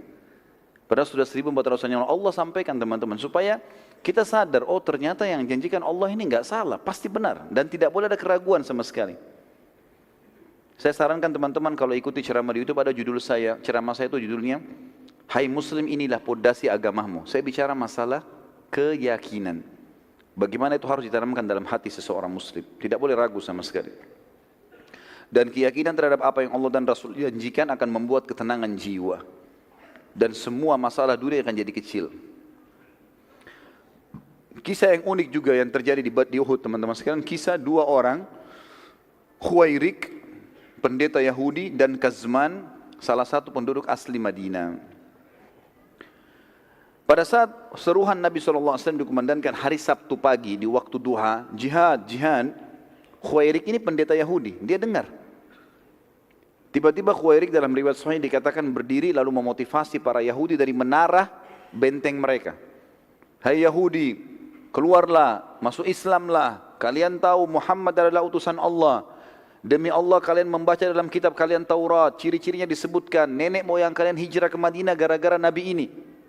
Sekarang dia kumandangkan jihad, mati masuk surga. Keluarlah. Pendeta yang panggilin, pendeta mereka. Apa jawaban orang Yahudi? Hai Khuwairik, hari Sabtu. Hari Sabtu hari raya, enggak boleh perang, enggak usah perang, enggak boleh apa-apa. Agama kita. Khuwairik tahu Taurat. Apa kata Khuwairik? Tapi ada dalam kitab Taurat isi ayat yang diperintahkan kepada Musa alaihissalam, karena nabi-nabi sebelum Nabi Muhammad SAW hidup sezaman, seperti Nabi Musa alaihissalam sezaman dengan mertuanya Syuaib alaihissalam. Dalam salah satu ayat Taurat itu ada isinya, kalau Musa alaihissalam berdakwah di Mesir sama Palestina, bila di wilayah lain ada nabi yang Musa tahu itu, Musa beritakan itu nabi, kemudian dia panggil jihad, yang di sini harus bantu yang di sana. Baiklah, kalian tidak beriman pada Muhammad, tapi kalian tahu dia nabi, Yahudi semua tahu. Ikuti ayat Taurat, bantu dia, minimal bantu. Sama jawabannya, kami enggak mau ini hari Sabtu, orang enggak boleh perang hari Sabtu, hukum Taurat, alasan. Macam-macam. Kata Khuwairik, kalau begitu saya sendiri akan pergi. Dia jalan sendiri dari benteng Yahudi menuju ke masjid Nabi SAW waktu Nabi lagi susun pasukan. Lalu dia mengatakan, ya Rasulullah, bukan lagi panggil nama Nabi SAW, karena orang Yahudi suka kurang ajar, panggil nama Nabi SAW gitu kan. Dia mengatakan, ya Rasulullah, asyhadu an la ilaha illallah wa anna Muhammad Rasulullah. Langsung syahadat, gak pakai tanya-tanya apa-apa ini. Nabi SAW sambut dia. Dia mengatakan, ya Rasulullah, saya ingin ikut berperang. Kata Nabi SAW, bergabunglah dengan pasukan muslimin. Sudah selesai, ikut perang. Waktu berkecamuk perang teman-teman sekalian, rupanya Khuwairik dibunuh oleh orang Quraisy, mati. Waktu Nabi SAW kumpulin jenazah muslimin, ada jenazahnya Khuwairik. Nabi SAW senyum waktu lihat jenazahnya. Para sahabat mengatakan, kenapa ya Rasulullah? Ini seperti kasus tadi Hanzalah, tapi ini berbeda. Kata Nabi SAW senyum, kalau siapapun yang ingin melihat penghuni surga belum pernah sujud sekalipun, ini orangnya. Ini orang baru syahadat di waktu duha. Duhur kan belum masuk ya. Sebelumnya subuh dia belum ada kewajiban, masih dalam keadaan Yahudi. Duhur belum tiba wajib, dia meninggal di waktu duha, baru syahadat, berapa jam kemudian mati syahid. Siapa yang ingin melihat penghuni surga yang belum pernah sujud sekalipun, ini orangnya. Kebenaran agama Islam. Siapapun yang syahadat, asal dia tulus masuk surga. Kisah yang lainnya dan saya satukan dalam tulisan saya adalah Kazman. Siapa Kazman ini? Ada satu orang dari Ansar, dia sudah ucapkan syahadat Muslim. Orangnya pemberani. Di kancah perang teman-teman sekalian, dia tebas musuh sana, tebas musuh sini. Berani sekali sampai dalam satu kali serangan bisa menebas beberapa orang musuh. Maka para sahabat memuji mengatakan, orang ini, Kazman ini di surga. Kalau dia terbunuh ini, mati syahid ini. Luar biasa bunuh banyak orang kafir. Karena ada hadis Nabi SAW tidak akan bersatu muslim sama kafir di neraka. Yang dia sempat bunuh di medan perang, ini masuk neraka, ini tidak akan bersatu sama dia. Dia akan masuk surga gitu. Maka Nabi SAW mengatakan, tidak, dia di neraka. Para sahabat penasaran, kok bisa Nabi bilang di neraka, tapi ini lagi berkecamuk perang. Enggak ada waktu untuk bertanya. Mereka ikuti Kazman. Dari belakang diikuti. Kenapa ini Nabi bilang dia di neraka? Ternyata serang demi serang terjadi, ada satu musuh kafir menebas bagian kakinya, berdarah bagian betisnya, sobek. Karena dia kesakitan, dia keluar dari kancah peperangan, lalu dia turun dari kudanya, kemudian dia ambil pedangnya, ditusuk dirinya. Lalu dia mengatakan, sesungguhnya saya berperang untuk membela kaum saya. Maka para sahabat mengatakan pantas dia masuk neraka. Jadi membela karena suku, murni hanya karena suku saja, hanya fanatisme, hanya murni negara bukan karena mendirikan kalimat Allah, maka ini tidak dapat syahadah. Nggak dapat mati syahid ini. Kisah yang lain adalah kisah Amr bin Jamur radhiyallahu anhu, seorang sahabat Nabi yang sudah berumur dari penduduk Madinah dan kakinya pincang. Dan ini karunia dari Allah SWT. Lihat bagaimana orang-orang yang ikhlas teman-teman. Dan kata para ulama sudah disepakati ini, siapa yang masuk di kancah peperangan ikhlas mau mati syahid, itu yang Allah kasih syahadah. Kalau ada orang masuk di kancah peperangan kemudian dia bimbang, saya mati atau enggak ya gitu. Pokoknya ikut berperang saja, cari pahalanya, maka tidak mati syahid kecuali ajalnya datang. Kuasa Allah, Allah memilih orang yang paling ikhlas, yang memang mau mati syahid, mau segera masuk surga, itu Allah kasih. Ini kisah-kisahnya satu demi satu kita sebutin, di antaranya Amr bin Jamuh. Tadi sudah ada Handalah, ada Khuwairik, ya. Amr bin Jamuh berkata, ya Rasulullah, saya ingin berjihad, tapi anak-anak saya larang. Anak-anaknya datang memegang tangannya, ya Rasulullah, ayah kami pincang, sudah tua.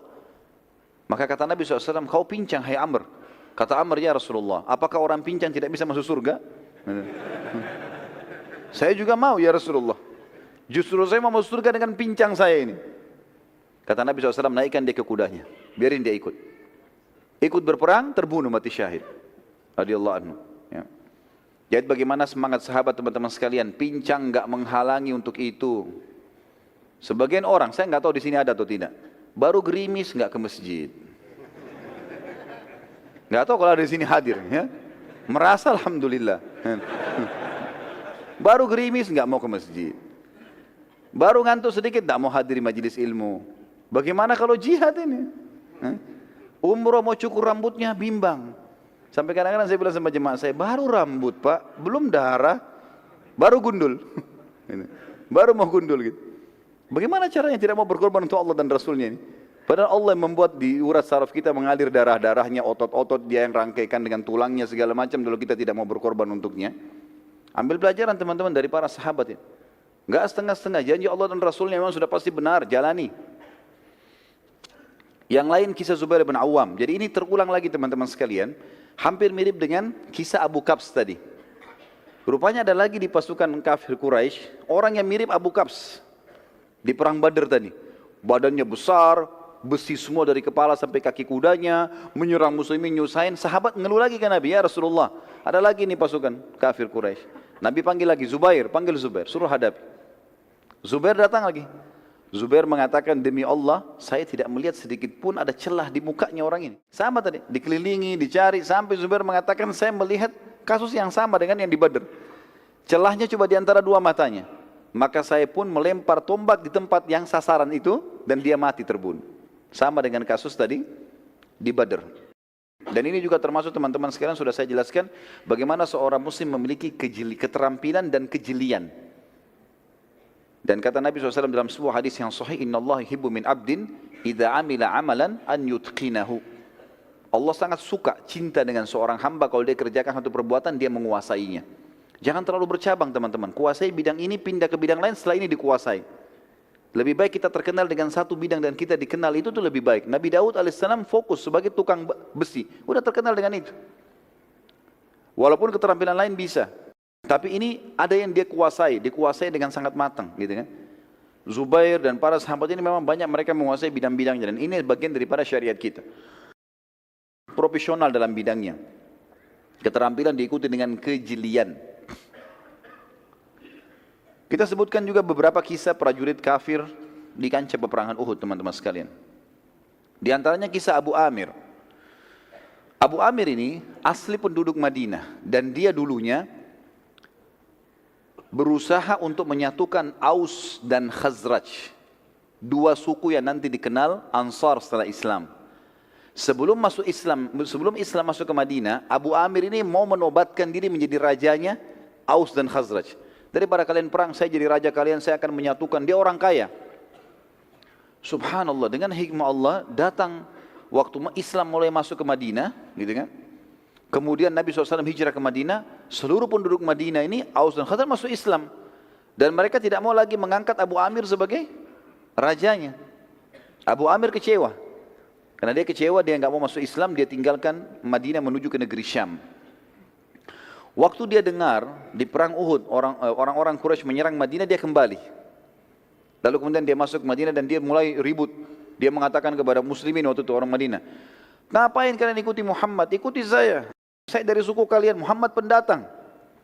Saya akan membuat Quraisy pulang, tidak jadi menyerang kalian. Tapi nggak ada satupun orang yang mau ikuti dia ini. Nggak ada yang dengar, orang sudah tahu, sudah masuk iman dalam hatinya, sudah tahu kalau ini benar. Mana mau didahulukan dia dari Nabi SAW? Nggak mungkin. Dia sakit hati, dia keluar. Kemudian dia sempat membuat beberapa lubang di lokasi peperangan. Tapi dengan hikmah Allah, lubang ini dia buat, dia tidak tahu kalau Nabi akan ke situ, tapi dia perkirakan. Di tempat yang nanti pasukan muslimin terdesak, di situ yang dibuat lubang oleh Abu Amir. Digali lubang cukup dalam, satu orang kalau injak dia akan jatuh. Kurang lebih ukuran 2 orang laki-laki berdiri. Gitu kan? Jadi susah untuk keluar. Dan sempit. Itu ditutup dengan pelapa-pelapa kurma. Dibuat beberapa tempat sama dia. Dan ini nanti salah satu lubang ini yang Nabi SAW jatuh di dalamnya pada saat pasukan muslimin terdesak. Setelah buat lubang-lubang ini, dia bergabung dengan pasukan Quraisy. Dia bergabung dengan pasukan Quraisy, tapi akhirnya dia juga terbunuh bersama dengan pasukan Quraisy. Ini di antara kisah salah satu orang kafir yang perlu ditahu namanya, karena dia bergabung dengan pasukan Quraisy. Yang lain adalah Jubair ibn Mut'im. Ini juga salah satu tokoh Quraisy. Dia memiliki budak yang kita sudah tahu namanya Wahsy. Dan dia kebetulan paman Jubair itu dibunuh oleh Hamzah di Badr. Pamannya dibunuh oleh Hamzah di Badr. Maka dia bilang, hai Wahsy, kalau kau bisa membunuh Muhammad atau membunuh pamannya Hamzah yang telah membunuh pamanku, kau bebas. Enggak jadi budak lagi. Mendengar perkataan ini, Hindun binti Utbah, istrinya Abu Sufyan, berkata juga kepada Wahsy, hai Wahsy, kalau kau bisa bunuh Hamzah, dia telah menjadi penyebab terbunuhnya ayahku Utbah bin Rabi'ah. Kan itu ada terbunuh 3 orang pada duel, pada saat duel awal perang Badr kan. Ada Utbah bin Rabi'ah, ada Syaibah bin Rabi'ah, ada Walid bin Utbah. Ini kan Walid bin Utbah saudaranya Hindun. Utbah bin Rabi'ah ayahnya, Syaibah bin Rabi'ah pamannya. Ini 3-3-nya mati. 2 orang mati di tangannya Hamzah. Gitu kan? Di awal duel di perang Badr. Maka Hindun pun berkata kepada Wahsy, hai Wahsy, kalau kau lakukan itu, kau ikuti majikanmu Jubair bin Mut'im ini membunuh Hamzah, maka aku pun akan memberikan kau hadiah. Dia bebaskan kamu, saya akan berikan kamu hadiah. Maka Wahsy pun akhirnya masuk ke dalam kancah peperangan. Dan Wahsy mengatakan, nanti akan kita ceritakan kisahnya, bagaimana dia mengatakan, saya masuk di kancah peperangan tidak berpikir untuk membunuh muslimin kecuali Hamzah, karena saya ingin bebas. Saya nggak pernah ikut-ikut, nggak mau ganggu orang, nggak mau apa-apa. Saya mau bunuh Hamzah untuk saya lolos. Gitu kan. Dan dia tahu Hamzah sangat kuat. Nanti kita ceritakan bagaimana prosesi dia membunuh Hamzah. Hamzah sangat kuat. Setelah tertombak pun masih kuat, masih mengejar Wahsy. Gitu kan. Tapi ini saya sampaikan secara umum dulu tentang beberapa prajurit-prajurit yang masuk ya dari orang kafir ke pasukan Quraisy yang bergabung ya, yang bukan dari orang Quraisy. Tadi Abu Amir dari Madinah, kemudian ini Wahsy budak berkulit hitam dari Ethiopia. Kemudian juga ada budak yang lain namanya Suwaid. Ini budaknya suku Abdiddar. Dan kita akan ceritakan nanti bendera itu di zaman dulu kalau perang teman-teman adalah simbol kemenangan. Kalau bendera masih berdiri berarti masih kuat pasukan, walaupun pasukannya tinggal sedikit. Kalau bendera jatuh walaupun pasukan banyak berarti sudah kalah. Jadi yang pegang bendera ini harus orang kuat, karena dia jadi sasaran serangan. Nah Suwaid ini adalah budak Abdiddar yang akan memegang bendera Quraisy terakhir sebelum Quraisy kocar-kacir. Dan dianggap oleh ahli sejarah dia masuk untuk membunuh ya. Dia masuk untuk memegang kembali bendera agar pasukan Quraisy mengalahkan muslimin ya.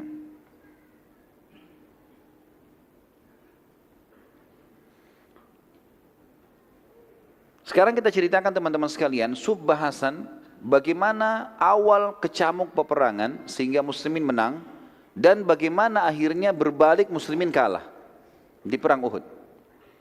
Dan ini perlu dijelaskan dan disatukan dalam sebuah subjudul supaya orang mengenang memang awalnya menang dan akhirnya dikalahkan, tapi nanti akan ada kemenangan lagi. Masih satu rentetan. Ya. Karena banyak orang cuma mengatakan di Uhud muslimin kalah. Simple seperti itu saja. Enggak dijelasin kalau sebenarnya mereka menang awalnya. Awal kemenangan muslimin, kita jelaskan ceritanya. Pada zaman dahulu tentunya saya bilang tadi bendera adalah simbol kemenangan. Kalau masih ada berarti menang. Kalau tidak ada berarti kalah. Seperti itulah. Maka ada 3 orang sahabat yang mulia namanya Hamzah bin Abdul Muttalib masyhur. Kemudian Ali bin Abi Thalib, ponakannya sendiri, dan Asim bin Thabit. 3 orang ini teman-teman sekalian berkumpul semuanya, bersepakat mengatakan, ini begitu pecikan takbir Nabi kumandankan, kita bertiga serang pemegang benderanya Quraisy. Enggak usah lawan yang lain, cari pemegang bendera, tebas nih. Bunuh supaya jatuh benderanya. Karena pasukan mereka lebih banyak. Muslimin 700, ini 3000, gitu kan. Tadinya 1000 tapi kan 300 munafik pulang ke Madinah. Ternyata betul terjadi. Pada saat itu teman-teman sekalian yang memegang benderanya Quraisy dari keturunan Abdiddar. Kalau masih ingat rentetan histori pertama, sirah pertama saya jelaskan tentang Abdiddar dan Abdul Manaf, gitu kan? Salah satu turunan kakek Nabi SAW. Intinya seperti itulah. Ini kalau saya rentet panjang lagi. Yang jelas ini masih keluarga Nabi SAW. Hamzah dan Ali datang. Dan ini pelajaran teman-teman. Dalam masalah akidah sudah tidak ada lagi batas. Enggak ada lagi namanya kerabat, apalagi kalau di medan perang. Ini sudah berbeda hukumnya. Maka keduanya pun, suku Abdiddar waktu mau pergi, waktu di perang Badar mereka yang pegang bendera. Dan akhirnya kalah orang-orang musyrik. Abu Sufyan di perang Uhud mengatakan, hai anak-anak Abu Talha. Abu Talha kebetulan dianggap kepala sukunya Abdiddar. Anakmu ini 6 orang laki-laki mau ke perang, ikut perang. Di Badar kita dikalahkan gara-gara kalian yang pegang bendera dan jatuh. Kalau sekarang kalian tidak bisa memegang bendera, tidak bisa pegang amanah ini dan akan jatuh dikalahkan, maka berserahkan pada kami. Kami kasih kepada suku-suku yang pemberani. Maka ke-6 anaknya, atau Abu Talha mengatakan, kami tidak akan menyerahkan bendera ini kepada selain kami walaupun kami semua terbunuh. Datanglah anak pertamanya Abu Talha, pegang bendera. Begitu takbir, Hamzah dan Ali dan ini Asim, tiga-tiganya menyerang. Tiga orang ini menjadi pengibar bendera 1 orang itu. Berhasil dibunuh. Jatuh bendera. Awal serangan ini. Di awal serangan. Begitu bendera jatuh, biasanya bendera dulu dibuat tinggi sekali. Dan besar kainnya. Jatuh. Orang-orang Quraisy shock ini. Kok bisa?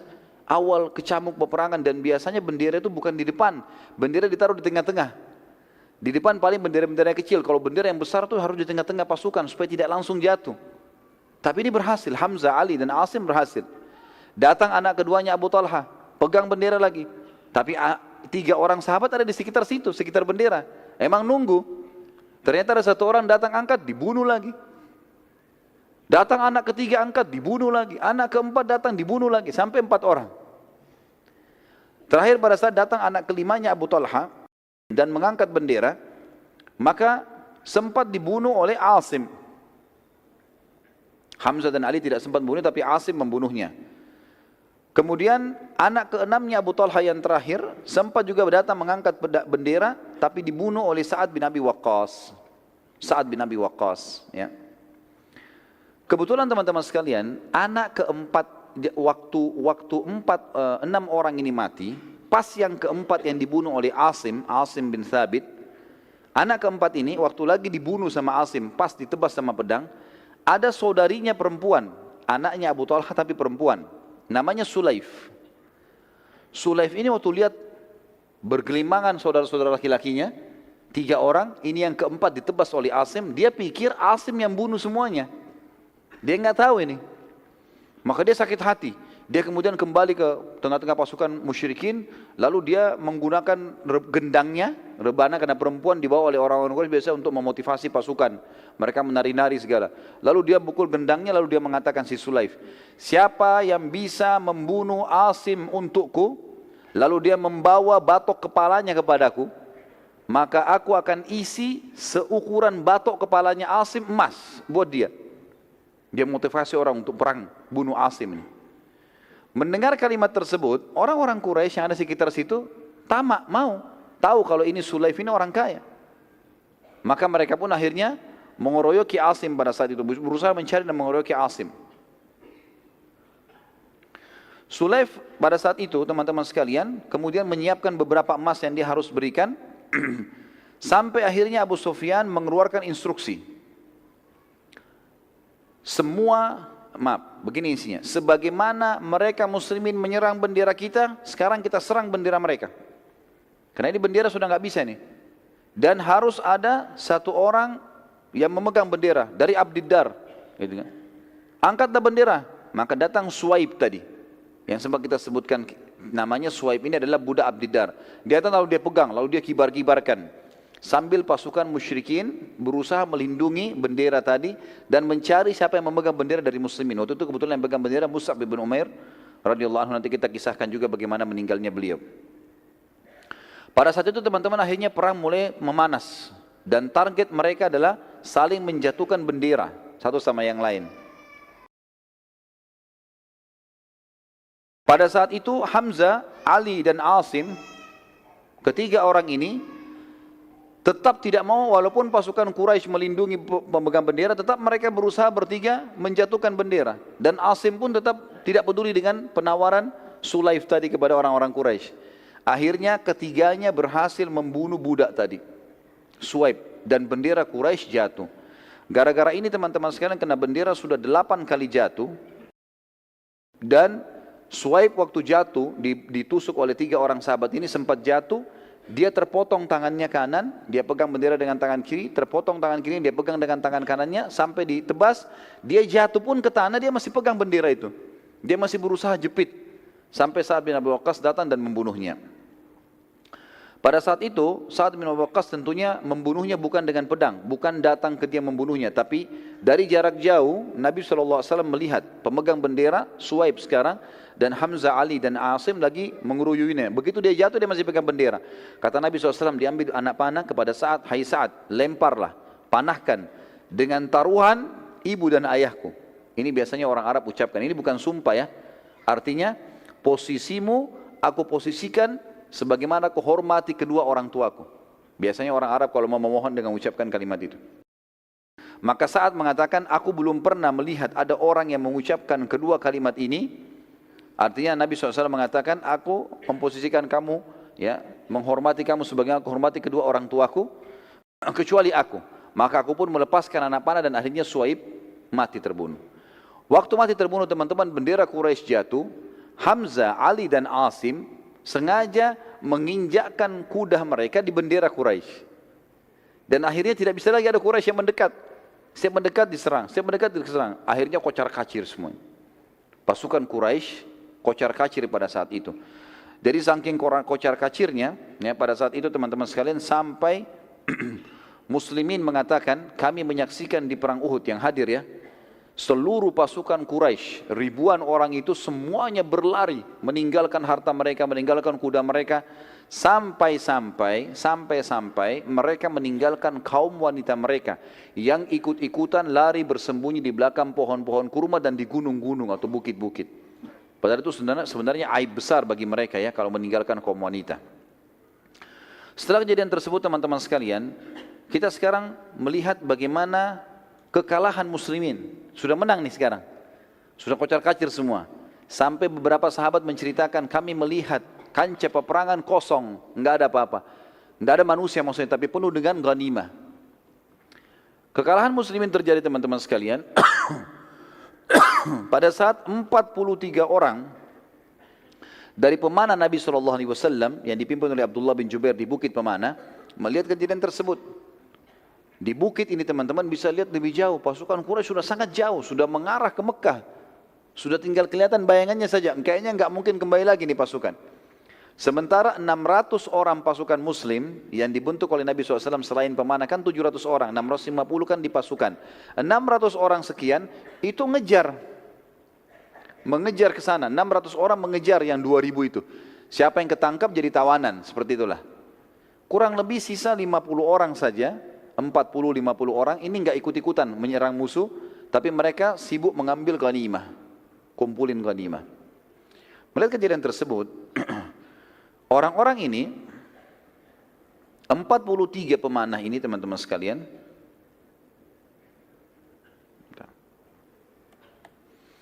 mereka melihat tempat itu kosong, mereka bilang, sudah enggak ada musuh, ayo kita turun bantu sahabat saudara-saudara kita untuk ngumpulin ghanimah. Kata Abdullah bin Jubair, ingat pesan Nabi SAW, jangan tinggalkan bukit, menang atau kalah, sampai tunggu instruksi. Tapi gak ada lagi, musuh gak ada. Subhanallah, dari 50 orang, 43 turun. Berkhianat di sini turun mereka. Ya, di sini kita katakan berkhianat teman-teman sekalian, bukan aib untuk para sahabat, tapi untuk individu yang melakukannya. Karena definisi sahabat jauh lebih luas masalah ini. Maka turunlah 43 orang itu, ikut kumpulin ghanimah.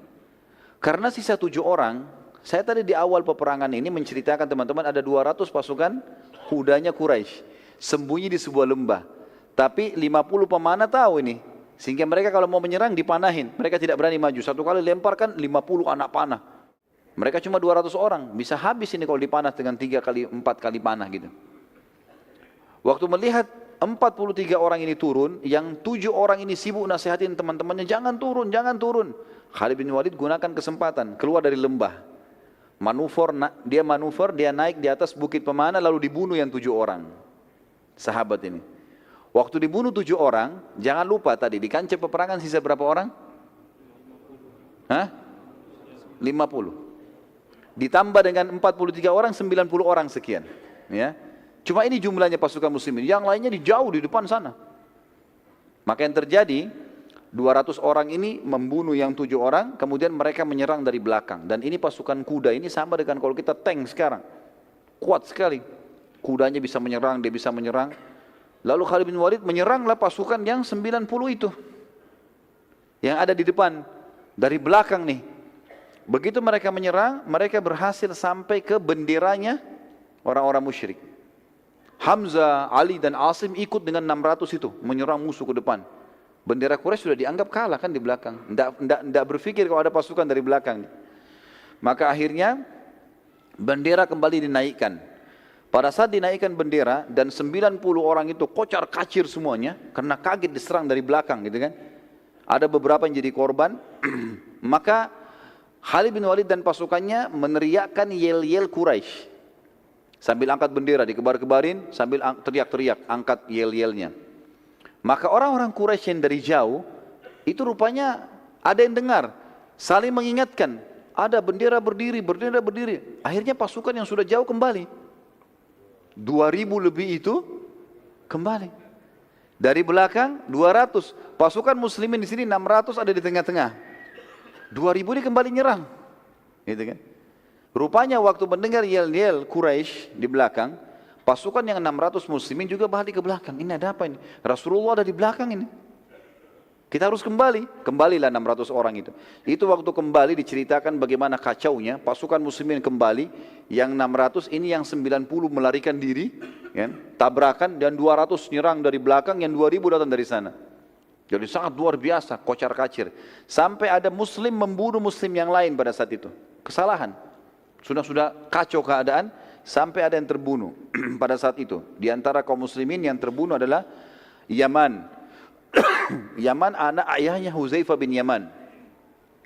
Radhiyallahu anhu majma'in, kata Huzaifah, saat seluruh pasukan sudah kacau, sampai pasukan muslimin saling serang, sudah tidak tahu musuh ini, karena luar biasa kacaunya.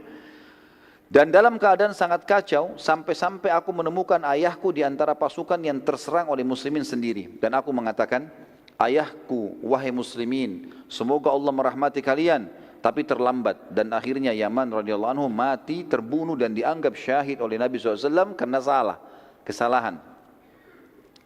Hudzaifah berkata, semoga Allah memaafkan kalian karena kehilafan ini. Semoga Allah maafkan kalian, ayahku telah kalian bunuh. Seperti itulah.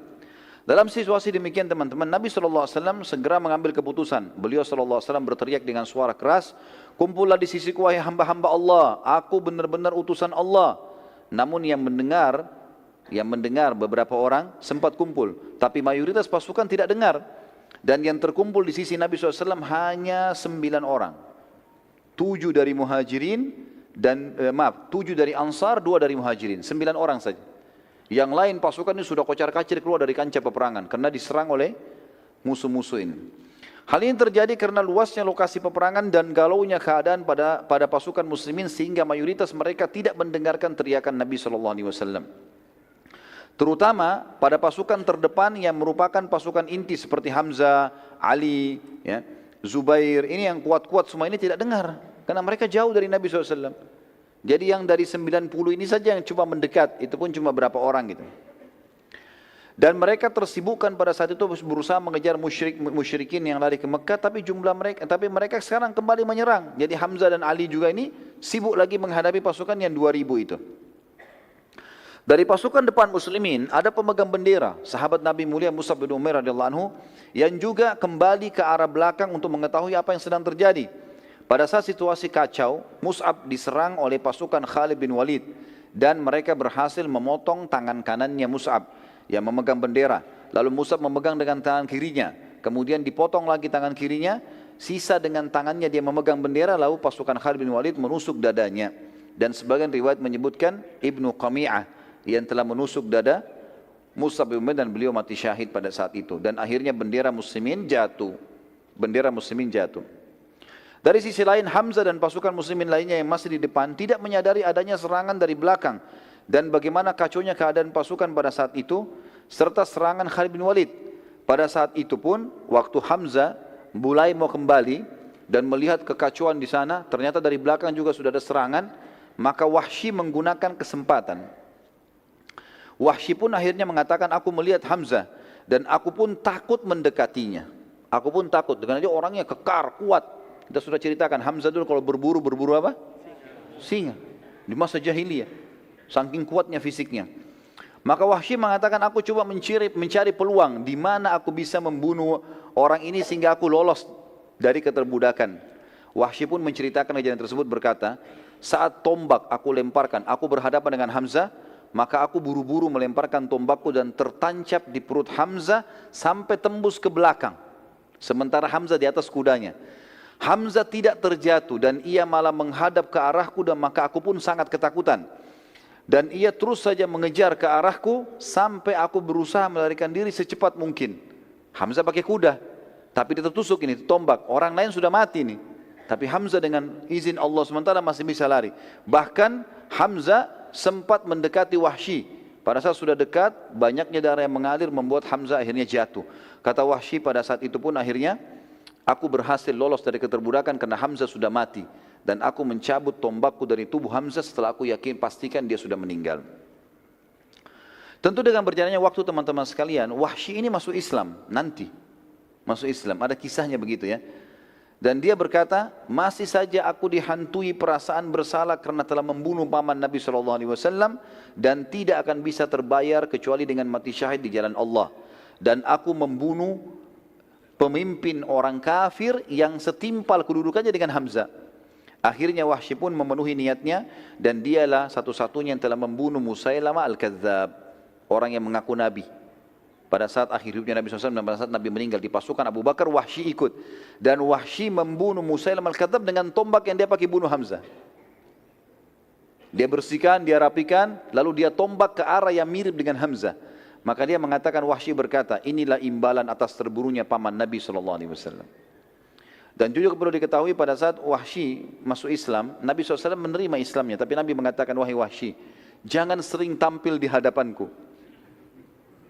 Begitu saja, karena Nabi masih ingat ya. Hamzah ini pada saat terbunuh nanti kita akan lihat bagaimana korban-korban Uhud, luar biasa menyedihkan gitu kan. Nabi SAW kata Umar bin Khattab, belum pernah kami lihat Nabi SAW menangis seperti menangisnya pada saat lihat jenazahnya Hamzah. Hidungnya terpotong, darah semua, dadanya terbelah, segala macam ini ya. Hal-hal yang buruk sekali. Nabi SAW, kita kembalikan cabang peperangan mengatakan, wahai muslimin kumpullah di sekitarku wahai hamba-hamba Allah, aku benar-benar utusan Allah. Para sahabat berusaha kumpul dan tadi hanya terkumpul sekitar 9 orang, 7 dari Ansar dan 2 dari Muhajirin. Sementara pasukan Khalid bin Walid melihat kesempatan ini untuk menyerang Nabi SAW. Karena waktu Nabi teriak, akhirnya ditahu posisinya Nabi oleh pasukannya Khalid bin Walid. Pasukan yang 600 sekarang sudah akan berhadapan dengan yang 2000 sekian. Maka pasukan Khalid bin Walid yang 200 ini mengarahkan, karena yang 90 sudah kacau balau dari pasukan muslimin, mengarahkan ke arah suara Nabi SAW. Pada saat itu teman-teman sekalian, 9 orang sahabat ini berusaha untuk membela Nabi SAW, tapi semuanya terbunuh 9-9-nya di tangan Khalid bin Walid dengan pasukannya. Terbunuh semuanya, karena mereka jalan kaki, 200 orang ini semua berkuda. Sampai tertinggal Nabi SAW. Utbah bin Abi Waqqas dan Abdullah ibn Abi Kami'ah. Ini Utbah, saudaranya Sa'ad bin Abi Waqqas ya. Tapi dalam keadaan kafir, ikut dengan pasukan musyrikin. Utbah bin Abi Waqqas dan Abdullah bin Abi Kami'ah, keduanya dari pasukan Khalid berusaha menyerang Nabi SAW. Dan Nabi SAW saat itu masih ditemani oleh satu orang sahabat. Maaf, tadi bukan tinggal sendiri, tapi ada satu orang, Talha bin Ubaidillah.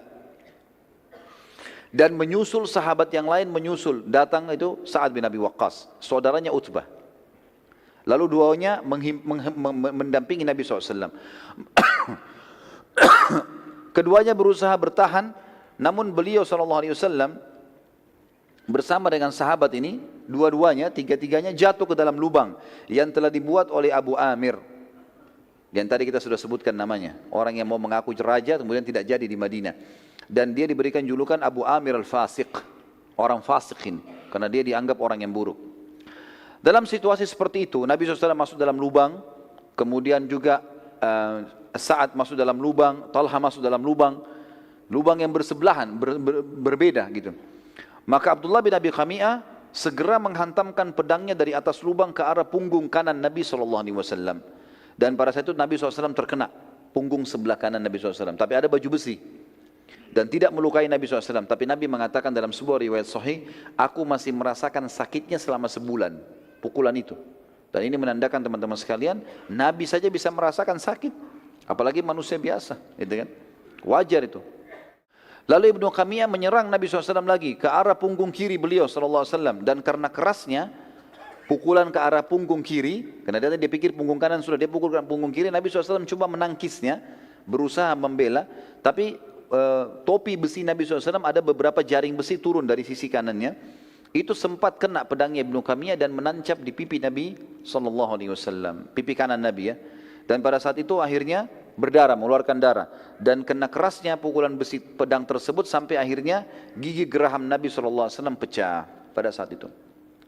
Talha bin Ubaidillah berhasil naik dari lubang sebelah. Sementara proses ini terjadi, Ibnu Qamiyah menyerang Nabi SAW dan Nabi agak sulit dalam lubang, gitu kan, terus diserang dengan pedang. Maka dia berusaha menyerang Ibnu Qamiyah serta Utbah, yang keduanya berusaha untuk menyerang Nabi ini. Sisa pasukan Khalid bin Walid berusaha menyerang Talha bin Ubaidillah, sementara ia terus melawan sendirian sampai seluruh dada dan tubuhnya dipenuhi anak panah, juga tebasan-tebasan pedang. Semuanya, punggungnya semua anak panah, depannya semua anak panah, tebasan pedang kiri kanan. Tapi subhanallah masih hidup. Talha bin Ubaidillah ini salah satu dari 10 yang dijamin masuk surga ya, radhiyallahu anhum. Sampai Abu Bakar mengatakan Uhud, perang Uhud ya, yang panen pahalanya Talha, miliknya dia sudah. Sampai waktu itu Talha bin Ubaidillah berusaha menarik Nabi SAW untuk keluar dalam kondisi begitu ya. Dia tutupi lubang, terus orang-orang kafir 200 orang ini berusaha menyerang dia gitu kan, sendirian. Sampai dia berhasil berusaha menarik Nabi SAW. Dan waktu Nabi naik ke atas, beliau sempat mencabut dengan giginya besi yang masuk ke pipi Nabi SAW. Dengan giginya, sehingga kedua giginya di depan itu tanggal, jatuh. Dan para sahabat mengatakan, kami melihat setelah tanggalnya gigi Talha di Uhud, Allah memberikan dia ketampanan ekstra. Justru Allah buat orang-orang tambah suka melihat wajahnya. Padahal kedua giginya jatuh karena menarik besi itu. Dan ini bentuk penghormatan pada Nabi SAW. Dia bukan tarik dengan tangannya, dia tarik dengan giginya untuk menjaga kesantunan dengan Nabi SAW. Pada waktu yang bersamaan setelah itu teman-teman sekalian, pasukan Khalid bin Walid lagi sibuk menyerang Talha bin Ubaidillah dan Sa'ad bin Abi Waqqas hanya keluar juga dari lubang sebelah. Mereka berusaha, datanglah pasukan Ali, Zubair, ya, datang. Hamzah kan sudah terbunuh tadi dengan pasukan lainnya. Mereka berusaha membela Nabi SAW dan terjadilah pertempuran seru pada saat itu di lubang yang terdapat Nabi SAW.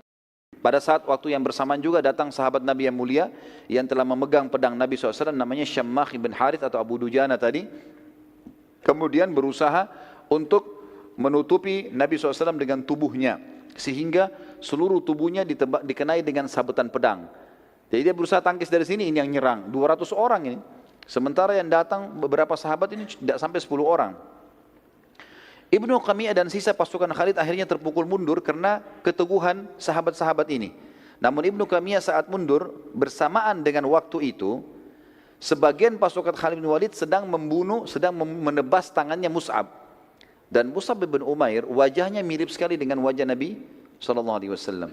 Maka Ibnu Qami'ah datang, lalu pada saat tangannya Mus'ab sudah putus dua-dua dan dia pegang dengan sisa tangannya bendera, maka Ibnu Qami'ah datang menusuk dadahnya Mus'ab, mati syahid. Lalu dia teriak, apa kata Ibnu Qami'ah? Aku telah membunuh Muhammad, Muhammad telah mati, aku telah membunuh Muhammad, Muhammad telah mati. Ini teman-teman, kalimat ini pada saat itu bertepatan diucapkan pasukan Quraisy yang 2000 tiba. Pasukan yang 600 ini menghadapi yang dari belakang, dan ini juga berita kalau Nabi SAW terbunuh. Kata para ahli sejarah, ini sampai seperti virus yang masuk di tengah-tengah muslimin. Sampai Umar bin Khattab yang sangat kuat dengan Sa'ad bin Mu'adz, orang yang sangat kekar dalam pendiriannya, mereka bercerita mengatakan, kami berdua terduduk ke di tanah kancah peperangan karena tidak yakin lagi sudah. Maksudnya tidak tahu lagi bisa menang atau tidak kalau Nabi SAW sudah terbunuh. Kondisinya sudah kocar-kacir ini. Dan siapapun yang duduk di tanah pada saat itu oleh Quraisy tidak diganggu. Dianggap dia menyerah. Seperti itulah. Pada saat itu teman-teman sekalian, sementara muslimin kocar-kacir, ada sahabat satu. Tadi sudah kita sebutkan namanya. Namanya Anas bin Nadhr.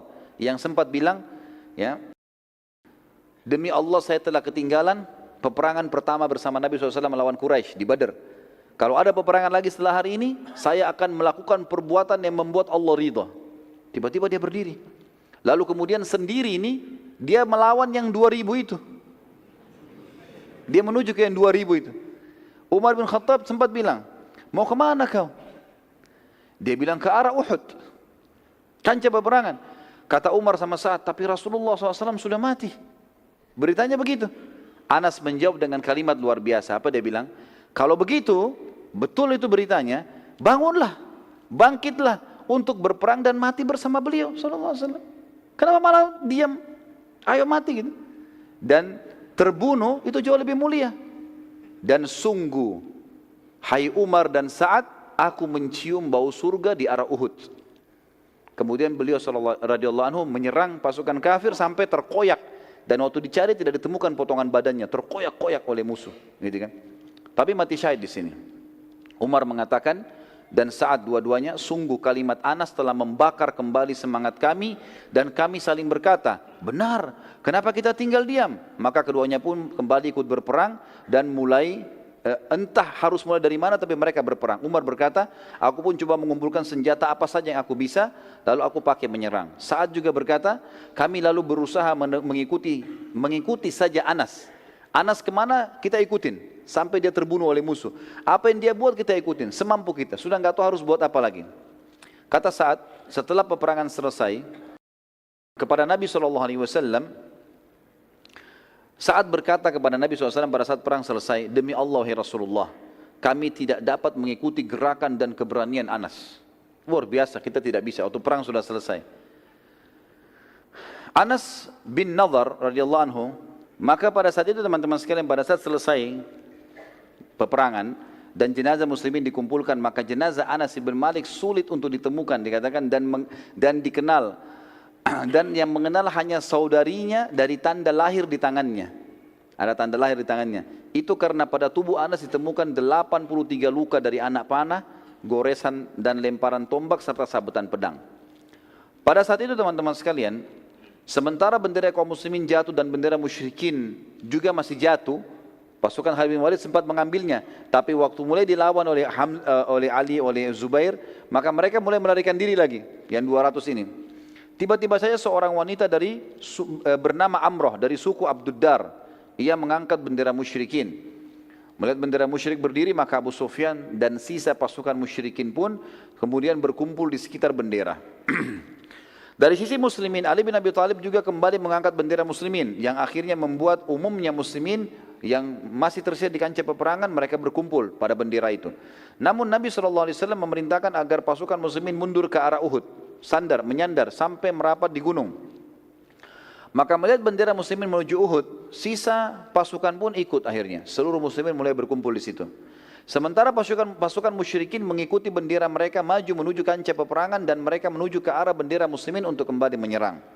Nabi SAW saat melihat mereka menyerang, sementara kekuatan yang terkumpul saat itu bersama Nabi SAW, maksimal waktu itu yang di sekitar Nabi 50 orang. Masih berserakan ada ratusan orang. Gitu kan? Pasukan musyrikin sudah bersatu, ribuan orang datang sekarang. Maka Nabi SAW menyerahkan anak-anak panah kepada Sa'ad bin Abi Waqqas. Kata Nabi SAW, lempar hai Sa'ad, panah ke arah musuh, supaya muslimin bisa berkumpul. Kata Sa'ad, apa yang saya harus lempar ya Rasulullah? Rasulullah SAW mengatakan, lempar wahai Sa'ad dengan apa saja yang aku beri. Maka Sa'ad mengatakan, aku pun memanah dengan anak-anak panah yang diberi oleh Nabi SAW. Setiap dikasih diarahkan ke panah. Dan sampai aku melempar anak panah yang tidak bermata tajam, patah ke depannya. Pokoknya dikasih aku panahin. Tugas aku cuma melemparkan ke arah musuh. Kata Sa'ad, aku pun memanah dengan anak-anak panah yang diberi oleh Nabi SAW. Dan demi Allah, setiap anak panah yang dilempar mematikan musuh. Jadi satu anak panah dilempar mati, satu mati. Jadi mungkin lebih dari 20 anak panah dilempar oleh Sa'ad, semuanya membunuh. Mati, termasuk yang tidak ada runcingnya tadi itu. Subhanallah, kata ahli sejarah, gara-gara perilaku ini, kejadian ini, orang-orang Quraisy berhenti. Enggak jadi menyerang, yang 2000 itu enggak jadi menyerang. Ini setiap anak panah bunuh satu. Ini bermasalah, padahal cuma Nabi sama Sa'ad, mereka lihat dari jauh. Gitu kan. Pada saat itu muslimin mulai berkumpul dan terpojok, gitu kan. Pasukan Khalid bin Walid dan semua perangkat perang lengkap, mereka semuanya berkuda, kembali juga ingin menyerang. Atur strategi, karena saat sekarang cuma memanah, tapi kalau dari dua sisi yang sekian ratus pasukan dan sekian ribu pasukan ini menyerang semuanya, ini kesulitan akhirnya. Saat pun berkata, lalu aku memanah ke arah pasukan Khalid bin Walid dan subhanallah, setiap anak panah yang aku panahkan lagi membunuh satu prajurit Khalid. Dari 200 itu terbunuh lagi 10 orang, terbunuh lagi 20 orang. Dengan 5-6 anak panah saja, pasukan Khalid bin Walid berjatuhan satu sama yang lain. Bahkan ada anak panah yang dilemparkan, kena satu dan tembus ke orang yang lain di belakangnya. Melihat kejadian tersebut, Khalid bin Walid berhenti dan khawatir akan serangan Sa'ad. Ini bahaya. Satu orang tapi memberhentikan begini, tentu dengan hikmah Allah. Melihat pasukan Khalid bin Walid berhenti menyerang, maka dari sisi lain pasukan inti Quraisy ada satu orang, pimpinannya namanya Ubay bin Khalaf. Ubay bin Khalaf ini teman-teman sekalian, orang yang pernah sombong sekali di Mekah. Dia pernah memperlihatkan kudanya, yang memang dia prajuritnya Quraisy. Dia pernah lihatkan dan dia mengatakan, hai Muhammad, lihat kuda ini, lihat pedang ini, lihat panah ini, aku akan membunuhmu dengan ini semua. Kata Nabi SAW, aku yang akan membunuhmu dengannya insya Allah. Waktu masih di Mekah ini ceritanya. Rupanya dia lihat ini, dia sudah dengan pakaian perangnya, dia lihat Nabi SAW. Maka dia sudah mengatur strategi untuk menyerang. Melihat keadaan tersebut, Nabi SAW meminta sebuah tombak kepada Ali bin Abi Thalib radhiyallahu anhu. Dan kata Ali bin Abi Thalib, demi Allah, Nabi SAW memegang lembing tersebut, mundur ke belakang, kemudian melempar ke arah Ubay bin Khalaf. Pada saat dilempar lembing tersebut, kami semua terlempar. Saking kuatnya lemparan Nabi SAW.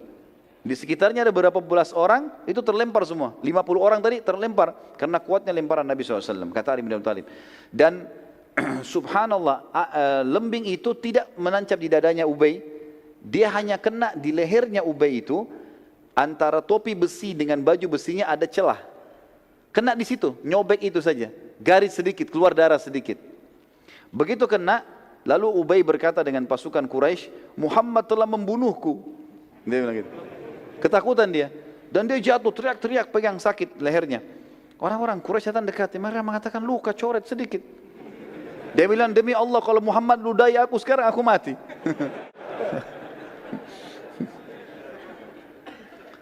Pada saat dia balik ke Mekah, ini kita cerita selesai peperangan, mereka balik ke Mekah, ternyata betul Ubay ini sakit parah gara-gara luka itu dan tidak bisa sembuh. Dan akhirnya mati gara-gara itu. Dan ini kena hadis Nabi SAW yang sangat tegas ya. Kata Nabi SAW, sungguh murka Allah memuncak kepada orang yang telah dibunuh oleh nabinya. Nabi SAW jarang membunuh. Tapi kalau orang itu dibunuh oleh Nabi berarti luar biasa orangnya. Dan orang ini karena pernah mengancam Nabi SAW di Mekah, maka akhirnya Allah SWT mudahkan dia mati di tangan Nabi SAW. Nabi SAW akhirnya menyuruh pasukan muslimin untuk naik ke atas bukit. Saya percepat saja. Kemudian beliau SAW tidak mampu lagi naik karena letih. Lalu beberapa orang sahabat diantaranya Talha bin Ubaidillah kembali radhiyallahu anhu yang penuh dengan anak panah, yang penuh dengan sabetan pedang. Kemudian tunduk dan membiarkan Nabi SAW menginjak punggung beliau radhiyallahu anhu. Kemudian Nabi SAW pun naik. Kata dia, ya Rasulullah, naiklah. Naiklah wahai Nabi Allah ke atas pundak. Maka naiklah Nabi SAW sampai akhirnya berhasil menaiki bukit atau gunung Uhud itu sendiri. Para sahabat pun naik bersama dengan Nabi SAW, dan pada saat Nabi SAW di atas dan para sahabat sudah naik ke atas, bersembunyi di atas, sempat Uhud goyang. Maka Nabi SAW menyentakkan kakinya sambil mengatakan, tenanglah hai Uhud, sesungguhnya di atasmu ada seorang Nabi, ada Siddiq, Abu Bakar, dan ada syahidan. 2 orang mati syahid, ada Uthman dan ada Ali, ada Umar dan ada Uthman radhiyallahu anhum ajma'in gitu.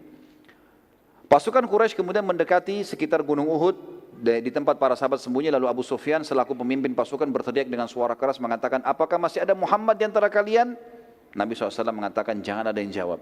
Abu Sufyan tanya lagi, apakah masih ada Abu Bakar di antara kalian? Nabi SAW mengatakan, jangan ada yang jawab. Abu Sufyan tanya lagi yang ketiga kali, apakah ada Umar di antara kalian? Maka Nabi SAW mengatakan, jangan ada yang jawab. Abu Sufyan mengatakan, kalau ketiga orang itu sudah tidak ada, berarti urusan kalian sudah habis. Artinya dia tahu kekuatan muslimin di Nabi, di Abu Bakar dan Umar, gitu, radhiyallahu anhu ajma'in. Umar bin Khattab waktu itu tidak bisa tahan teman-teman sekalian, lalu kemudian dia teriak mengatakan, semoga Allah menghinakanmu, wahai musuh Allah. Mereka semua masih hidup. Dan Abu Sufyan ini tahu suaranya Umar. Maka Abu Sufyan bilang apa? Demi Allah hai Umar, aku lebih percaya kamu daripada Ibnu Qami'ah. Tadi Ibnu Qami'ah siapa? Yang menyebarin isu kalau dia bunuh Nabi SAW kan? Aku telah bunuh Muhammad, kan dia yang sebarin itu. Kata Abu Sufyan, demi Allah aku lebih percaya kau daripada Ibnu Qami'ah. Berarti betul Nabi SAW masih hidup. Lalu kemudian Abu Sufyan mengatakan, telah menang Hubal, patungnya mereka kan? Kata Nabi SAW, tidakkah kalian jawab? Kata Umar, apa kami jawab ya Rasulullah? Kata Nabi SAW menjawab, katakan, Allah jauh lebih mulia dan terhormat. Maka Umar berkata, Allahu a'az wa akram. Allah itu lebih mulia dan lebih terhormat. Abu Sufyan berkata lagi, kami memiliki Al-Lat dan tidak ada Lat untuk kalian. Lat ini nama patungnya mereka. Umar menjawab, Allah satu-satunya tempat bersandar kami. Abu Sufyan berkata lagi, sungguh inilah imbalan atas kekalahan kami di Badar. Perlu aku ingatkan bahwa pada jenazah-jenazah kalian terdapat mutilasi dan pengerusakan pada jasad mereka yang tidak aku perintahkan dan tidak aku larang. Pasukanku ini ada yang mutilasi loh, ada yang potong-potong tangan, ada yang potong kuping, ada yang potong hidung. Tapi ini tidak aku perintahkan dan aku juga tidak larang karena mereka dendam kejadian di Badar. Umar menjawab, sungguh korban kami pasti masuk surga dan korban kalian masuk neraka. Lalu pasukan Quraisy balik menuju ke arah Mekah teman-teman sekalian, sementara Nabi SAW dan para sahabat sibuk mengurus jenazah mujahidin. Nabi SAW sempat menanyakan beberapa orang sahabat, diantaranya Sa'ad ibn Rabi radhiyallahu anhu yang ada ditemukan diantara korban muslimin. Dan Nabi SAW berkata kepada para sahabat, carikan untuk saya Sa'ad ibn Rabi. Para sahabat menyebar, sampai hanya ada seorang sahabat menemukan dia lalu berkata, wahai Sa'ad, Sa'ad lagi penuh dengan darah, lagi sementara mau sakarat. Ya. Maka dia mengatakan, wahai Sa'ad, Rasulullah menanyakan tentangmu. Kata dia, sampaikan salamku kepada Nabi SAW dan katakan kepada beliau, kalau semoga Allah membalas beliau dengan sebaik-baik balasan. Dan ya, sampaikan kepada beliau kalau saat sudah mencium bau surga. Lalu kemudian dia bilang, sampaikanlah kepada sukuku bahwasanya tidak ada uzur buat kalian meninggalkan Nabi SAW, sementara kalian tahu kebenaran di bawahnya. Maka matilah di bawah agamanya. Saat berkata, jadi kalimat ini semua diucapkan, kemudian dia mengatakan, aku mencium bau surga, lalu wafatlah Sa'ad radhiyallahu anhu. Terbunuh kurang lebih 70 orang sahabat Nabi di perang Badar, di perang Uhud, diantaranya Hamzah radhiyallahu anhu. Dan kita tutup teman-teman sekalian dengan kisah mutilasinya Hamzah ini ya. Waktu jenazah Hamzah ditemukan, dan pada saat itu Hindun binti Utbah, yang memang dendam dengan Hamzah, dia memanggil Wahsy. Manggil Wahsy kembali, dia mengatakan, belahkan untukku dadahnya, karena aku mau mengambil jantungnya. Beberapa buku sejarah yang mengatakan ini kisah dibenarkan, ada yang mengatakan juga ini tidak dibenarkan, nanti diragukan. Tapi kita ambil pendapat yang mengatakan dibenarkan, maka dibelahlah dada Hamzah, karena riwayat yang sahih menjelaskan waktu Umar menceritakan nangisnya Nabi SAW melihat jasadnya Hamzah, ini menguatkan itu. Maka dibelahlah dada Hamzah, terjadi mutilasi, bagian hidungnya dipotong, dadanya dibelah, lalu dicabut jantungnya, dan Hindun berusaha memakannya tapi dia tidak mampu karena tidak mungkin makan mentah. Lalu kemudian dia mengatakan, inilah pembalasan karena kau telah membunuh ayahku, pamanku dan saudaraku. Akhirnya Hamzah pun radhiyallahu anhu di situ dibiarkan, digeletakin dan dilumurin dengan darah. Lalu kemudian mereka pun pulang ke Mekah. Allahu a'lam. Ini bahasan tentang perang Uhud tentunya teman-teman sekalian, dan nanti akan kita sampaikan, pertemuan akan datang perang Hamrat Asad. Jadi fase menangnya muslimin sudah kita jelaskan, fase kalahnya muslimin sudah kita jelaskan dan sebabnya. Nanti kita lihat ada fase kemenangan muslimin, dikenal dengan perang Hamrat Asad. Walaupun sebenarnya ini adalah lanjutan perang Uhud. Kenapa dikatakan perang Hamrat Asad? Karena Hamrat Asad nama sebuah tempat di mana Nabi SAW menyerang kembali Quraisy ke situ. Dengan pasukan yang luka-luka ini Nabi nyerang kembali. Nanti akan kita ceritakan pada pertemuan kita yang akan datang insyaAllah. Baiklah, mungkin begitu bahasan kita insyaAllah. Semoga Allah SWT berkahi majlis kita dan dijadikan sebagai tambahan amal kita pada hari kiamat. Dan semoga saja semua amal yang pernah kita kerjakan, sekecil sampai sebesar apapun, sampai menjelang ajal datang nanti diterima dengan kemahamurahannya. Dan semoga semua dosa yang pernah kita kerjakan sampai juga menjelang ajal datang dibanti dengan kemahamurahannya menjadi pahala. Dan kita berdoa agar Indonesia diberikan kemakmuran, ketentraman, kedamaian, dan seluruh muslimin agar kembali kepada Al-Quran dan Sunnah, dan Allah karunia pemimpin-pemimpin yang adil juga kembali kepada Al-Quran dan Sunnah, dan semoga Indonesia menjadi contoh bagi negara-negara yang lain. Dan terus kita mendoakan saudara kita di Palestina, di Syria, di Yaman, di Irak, di Myanmar, di Ahsa, dimanapun mereka sedang tertindas, semoga Allah ikhlaskan niat mereka, terima para syuhada mereka, muliakan Islam di tangan mereka dan tangan kita semua, dan semoga Allah partisipasikan kita bersama mereka di pahala, baik dengan doa, dengan harta, juga dengan jiwa kita, dan semoga Allah dengan kemahamurahannya menyatukan kita semua di surga firdausnya tanpa hisab. Mari satukan kita di majlis ilmu yang mulia ini. Kalau ada benar dari Allah, kalau saudara saya mohon dimaafkan. Subhanakallahumma bihamdika, asyhadu an la ilaha illa anta astaghfiruka wa atubu ilaik. Wassalamualaikum warahmatullahi wabarakatuh.